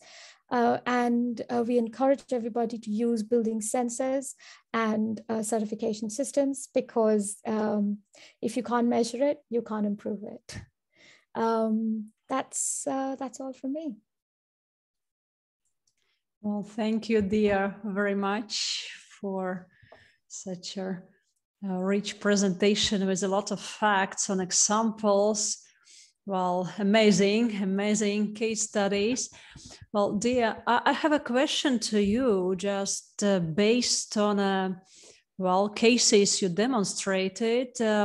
We can see that you have great experience in cross-sectoral collaboration, because each case is very unique. You provided individual solutions for very complicated challenges you had to find the right answers to, but probably you could give you a comment to what is the potential, just taking into account that here we are representatives from different spheres, but you as a practical colleague who makes all the pieces of puzzle together in nice building. So what's the potential of cross-sectoral collaboration, and where do you see possibilities also for the company you do represent, the potential for collaboration?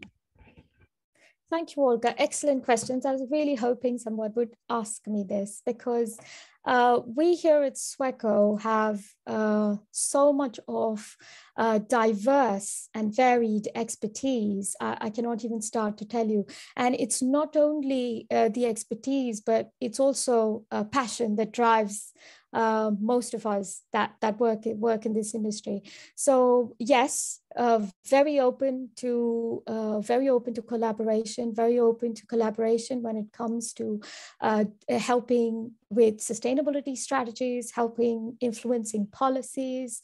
It could also be a collaboration where something needs to be tested.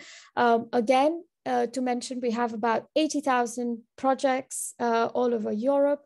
So if there is something that we aren't able to assist with, we can open this conversation to our clients who are interested in collaboration as well. So yes, we surely would be very keen on it. And I completely had forgot to pull up this slide. So what you're looking at is the Urban Insight report. Now, this is not something that SWECO is commissioned to do. This is a company effort where all the experts from all over SWECO, the different offices, come together on the decided themes and put in their inputs, give their expert opinions, examples from comparisons from some of the projects within Europe. And this is free to be circulated, and it can be accessed by anybody on the swecourbaninsight.com page. So please, we are also very excited. Personally, I love podcasts. We are also starting a podcast with experts from different fields and different industries on varied topics, be it energy, urban development. I think the latest one will be very interesting is the COP26. So I really request everybody to go onto our site and have a look. It's a great report. A lot of effort and work goes into it. Well, thank you very much for your comment and the presentation. And well, I would like to ask Vipke also to help me with the next poll question. So our dear audience could also involve and participate. This question is based on the statistics, the standard for the classical building. So what's the percentage of an organization's classical standard building operational costs account towards employees' salary and benefits? So how much costs go to employees' salaries and benefits in a classical office building? And options are 50%, 70%, or 90%. So in a typical office building, how much of typical office organizations' operational costs go towards employees' salary and benefits in comparison to all the other costs, of course, which is office maintenance, energy, and so on. Actually, it was mentioned also in the presentation. It's a good exam for us, how good we were following in this presentation. So how much of all the office costs go to employees' salary and benefits? And so the majority believes that 50%, yeah, if I read that figures correctly, well, you will be very surprised. The minority answered correctly in this case. So 90% of the typical office building, according to this well, building standard data goes to employees' benefits and salaries. Well, actually, this figure highlights the importance of employees' well-being as such. Yeah, so those financial incentives are directly devoted to employees, not to the other total cost, fixed costs. So that's an interesting fact. And thank you, Dia, for bringing it to us. Well, and again, dear audience, I would like to remind you that we have a wonderful possibility to ask questions to our experts who are very good specialists in the topics they do represent. And please put them to chat. And well, let's probably take some of them. And also one small recommendation, could you please also just mention to whom do you address a question? That will be easier for us if there are no volunteers to take it, just to manage the question answer session. And the question we have in the chart is, what in your opinion would be the best solution concerning buildings built before we ended in and started to solve problems? Adapt new systems into existing houses or build new ones instead? Only case by case, or is there a tendency in general? So, well, it's a very good question. And is there someone who would like to take it? Well, maybe Lauri, you could help us on giving a comment, taking into account that you have a very wonderful experience in Estonia, actually, which touched that sensitive issue of existing houses, new houses, and you faced the challenges personally in moving that policy in Estonia. Lauri, do you have any comments? Well, if I understand the context of the question correctly, the tendency or the tendency is definitely that we have to preserve and renovate as more and more when we look in the future because of this CO2 emissions and climate neutrality and so on. Meaning that all this life cycle CO2 calculations are coming more and more in force, meaning that it is much more expensive and harder to build a new house comparing renovating the old one. So meaning that there must be definitely very flexible and easy solutions in force, not to overcomplicate it, but of course the same times they have to work in a best way. So what we see, at least in residential sector. Okay, thank you very much for your comment. Well, actually, there is some kind of philosophical issue whether it is possible to move that big changes, as we've seen today on the table, challenges, in a voluntary way, or there should be some kind of stronger push from the governmental sector.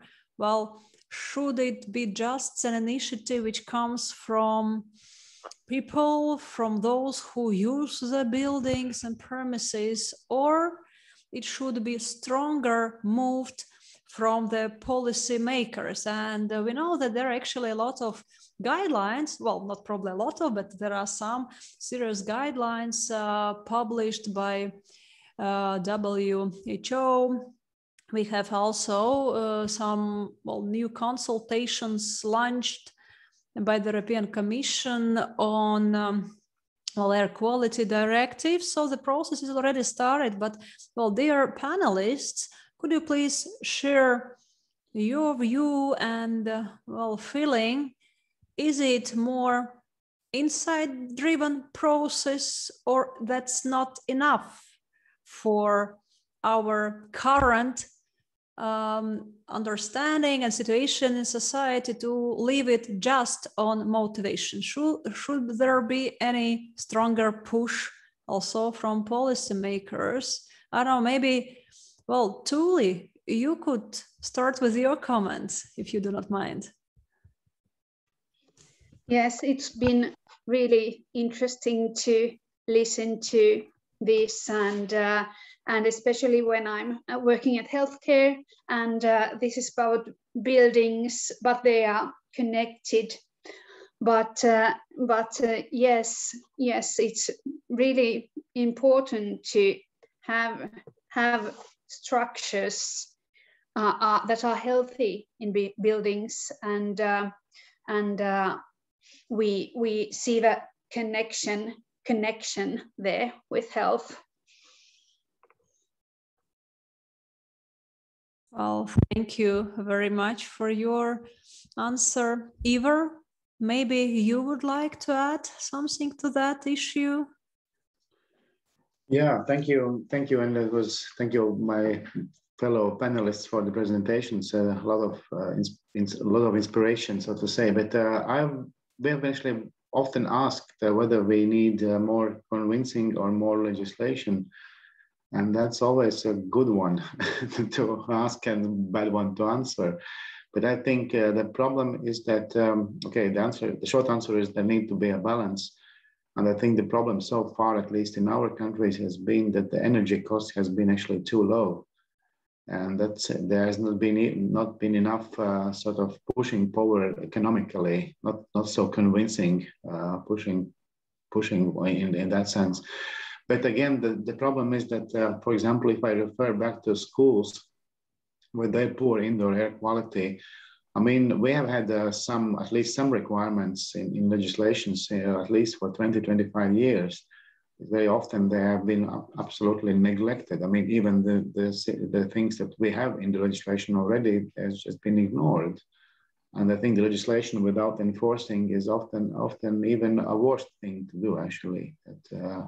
So a balance is, I think, the best answer I can give, balance between the legal requirements, really checking their implementation and not accepting compromises, and a lot of information. And I think this winter, with the rising energy costs, will probably also be, just like COVID-19, will also be an eye-opener that we simply cannot afford a bad housing and bad indoor air. So that's my answer.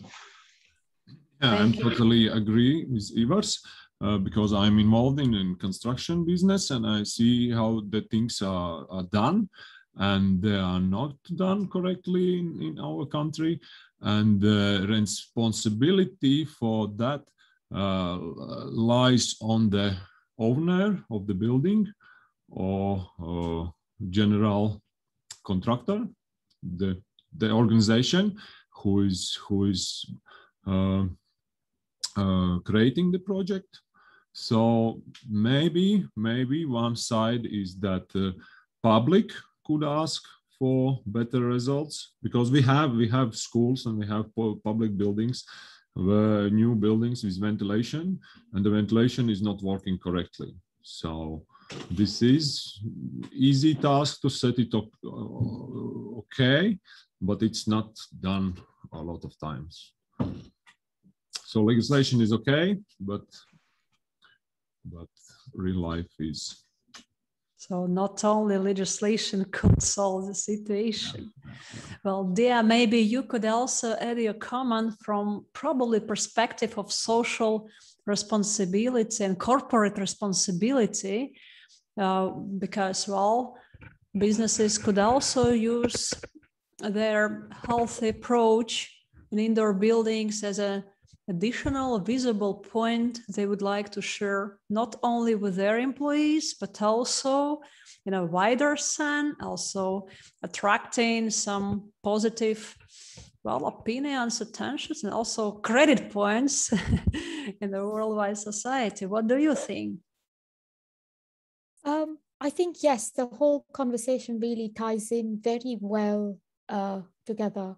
So here we're talking about not only influencing the health and well-being of the occupants, but the byproduct is also that you'd be helping the community and adding social value, because when a building offers an outdoor space, obviously it attracts the local community to come and make use of it.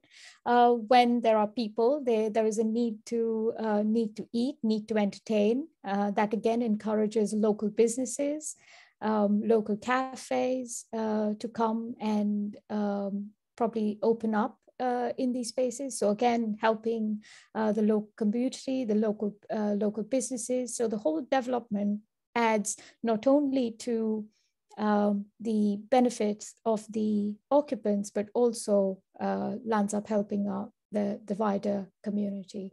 And a lot of these drivers now, I think some of them are mentioning that would it help if it is top down, if it is, and I am of the opinion that yes, like here in the UK, BREEAM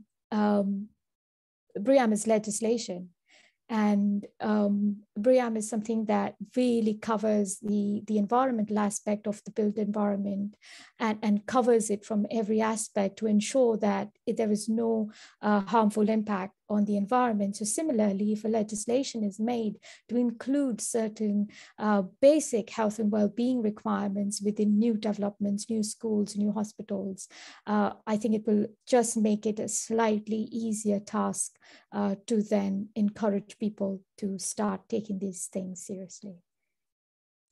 Well, thank you very much, Dea, to your comments. And well, just following the discussion on legislation, Jan, you mentioned that, well, that might be probably not work. Well, the local legislation or national legislation probably could not work that properly. But what do you think whether the EU level legislation could be a solution in this case? The obligatory directives which could be transposed afterwards in the national legislation, or even regulation as a mandatory vertical legal act could be a good solution in this case. What's your feeling?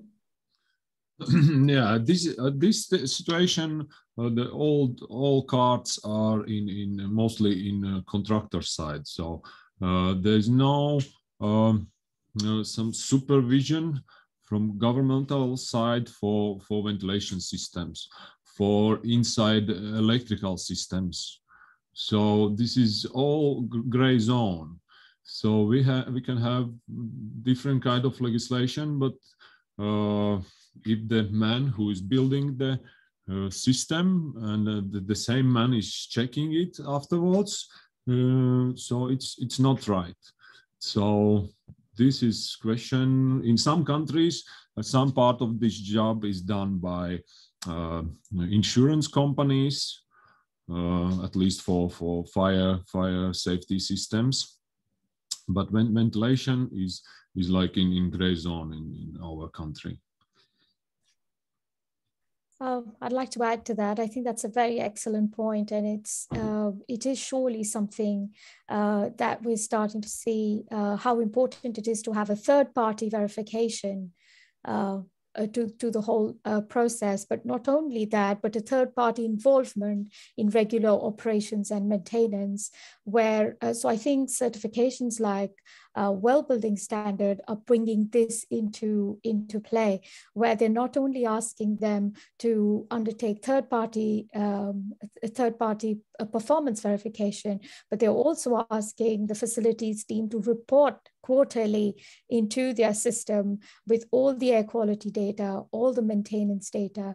So I think you have a very valid point there that yes, this is the third-party approach, and a regular operation and maintenance should be married into the process, and it should not be person dependent. Well, thank you very much for your comments. And in parallel to the visible part of the webinar, we have already very hot discussion started among our panelists, and I see wonderful synergy potential for the panelists to discuss the issues. And I would probably give the floor to Ivars to ask a question he has to Lauri. Ivar, could you please tell your question? Yeah, I asked Lauri a question regarding the slide he used in his presentation on the costs of bad indoor air, because I'm quite a firm believer that this always has to be demonstrated. And my question was, where did you came across this slide, and how the information was prepared? And do you have a story about this information preparation and source, so to say? Yeah, the short answer is I stole it from TalTech professor. That's cross-sectional cooperation, let's call it.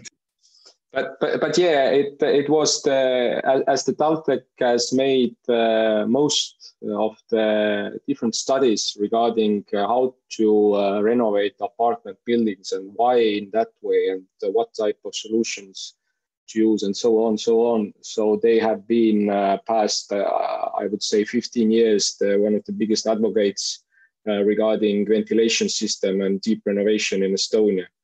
And as they have, let's say, really good renommé, everybody is believing what they're saying. And I think they have played a really big part of in that sense where we are right now. And I know the Professor Gurnitsky, who I stole it from, have used it almost in all his presentation when we are talking about old apartment buildings. But I'm not aware where did he get this number. But if I just may add, I think that's maybe one suggestion that we can use wider in this particular area of policy, that it's an approach we are using in occupational health and safety. And the short story is that if you think the accident prevention is expensive, try the accident costs instead. And I think maybe this is one of the things we can take from this webinar, that the countries that are still having problems in convincing the governments and the municipalities that you just use calculation and ask, can you really afford it? And also the individual level, can you really afford to pay too much for the things you are just wasting, and so on? So that could be one of the suggestions, I think. So I have a question for Lauri too. So if I'm very much involved with my heart in this flat deep renovation, and I'm comparing Estonian situation and Latvian, and I see that we are 7, 8 years behind you. So can you tell a little bit? You showed on your presentation that 2015 was the year when you started to use ventilation as it should be. Can you give us some advice? How can we got to this point sooner, so we don't wait another 2 or 3 years? What was the reason? How you understand that? Well, I think as somebody said already, the balance between the regulations and the motivation. I think what helped us, one thing was that we had quite a lot of bad examples. We could show what would happen if you don't renovate your building doing the ventilation the same times, or when you do it in a very bad quality or in a bad way. So to emphasize all these negative things, or even scare people, you could add here also what it would cost and so on. The other was the positive side, that the market players were ready to provide this type of solutions. We can't force new solutions in the market where there are not players. And the bigger players add motivation and possibility to do this type of ventilation systems. So we have been from the beginning been very close to all the market players, construction companies, municipalities, apartment associations, so on.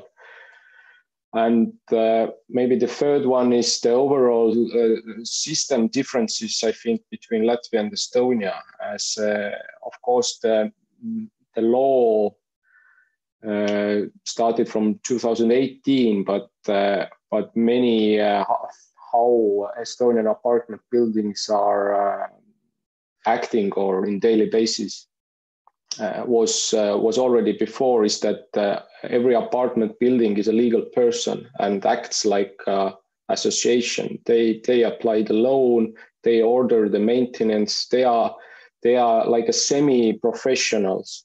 So there are not these apartment building blocks where there are one, let's say, professional company or municipality who are doing that, and it makes the motivation level so much different.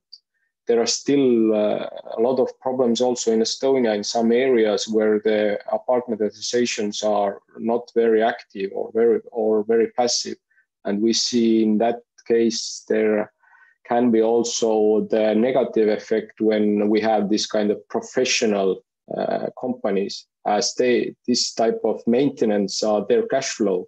So meaning when you do deep renovation, it's not their interest. And so this, to train and raise awareness with the board of the apartment association and the people there, I think it is also maybe a bit better here. So, but yeah, it's the balance of stick and carrot. I think it's the policymakers, they just, if they trust the scientists and see the pilot projects, you just say it is like that. Of course, at the beginning, everybody were so angry about us, but you just don't care. You follow your path. Well, thank you, Lauri, very much for your comment. And actually, we spent almost 2.5 hours with great experience sharing.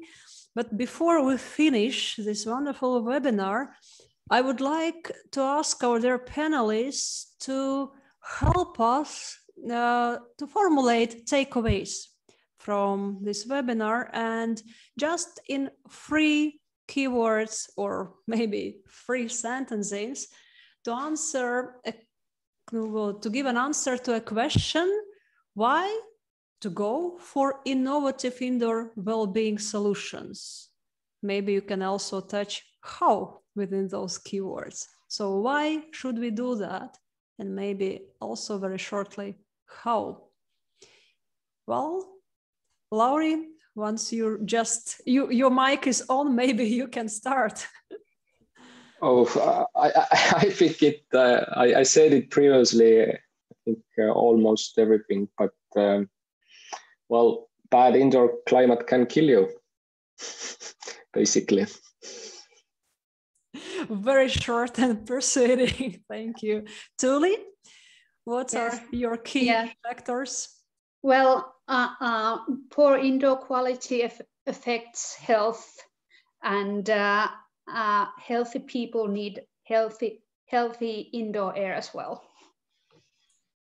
Okay, and how to collaborate together, putting together different stake players, energy, people, health. So how can we lead? If I may, I think one thing I would ask us to take away from this webinar is that do not look at these issues in an isolated way. Like ministry is responsible for economics and energy. They are usually and ministries of health and welfare as well. They are like isolated kingdoms very often. But So let's, when we think of let's say, an innovation project, do not forget that there's a lot of health aspects involved, a lot of well-being aspects involved. So let us not forget that message. And I will, I think, agree with what Lauri said, that we simply cannot afford bad air. We simply cannot afford. And politicians, if you're listening to this, then just remember that you are losing your voters in that way. I mean, people are dying, so there will be nobody to vote for you. Okay, thank you. Dia, you want to continue? Yes, I would pick on what Professor Ivars just said. I'd say let's not wait for another pandemic. The time to act is now. So let's start putting people at the center of all conversations, at the center of design, and let's think from a compassionate position and not a very political one. Thank you. Jāni? So our body is built to live outside, unfortunately. So there's no other way. So we live outside, or we make our indoors as close as possible to outside. Right. Well, I believe that those conclusions are very powerful, energetic, and all of them actually lead to the conclusion that the principle of health is needed in all the policies, because all of the policies are focused on person in any case. So in energy also we have the principle humanizing energy. And a lot of science, including healthy, is hidden under it. So I would like to thank once more our dear panelists and of course organizers of this brilliant, very rich, this very diversified information webinar, and would like to wish our audience to keep in mind those takeaways, to think about them in the future, and maybe also to start some startups or policy initiatives in order to make our world a little bit better. Thank you very much and have a nice day. Bye-bye.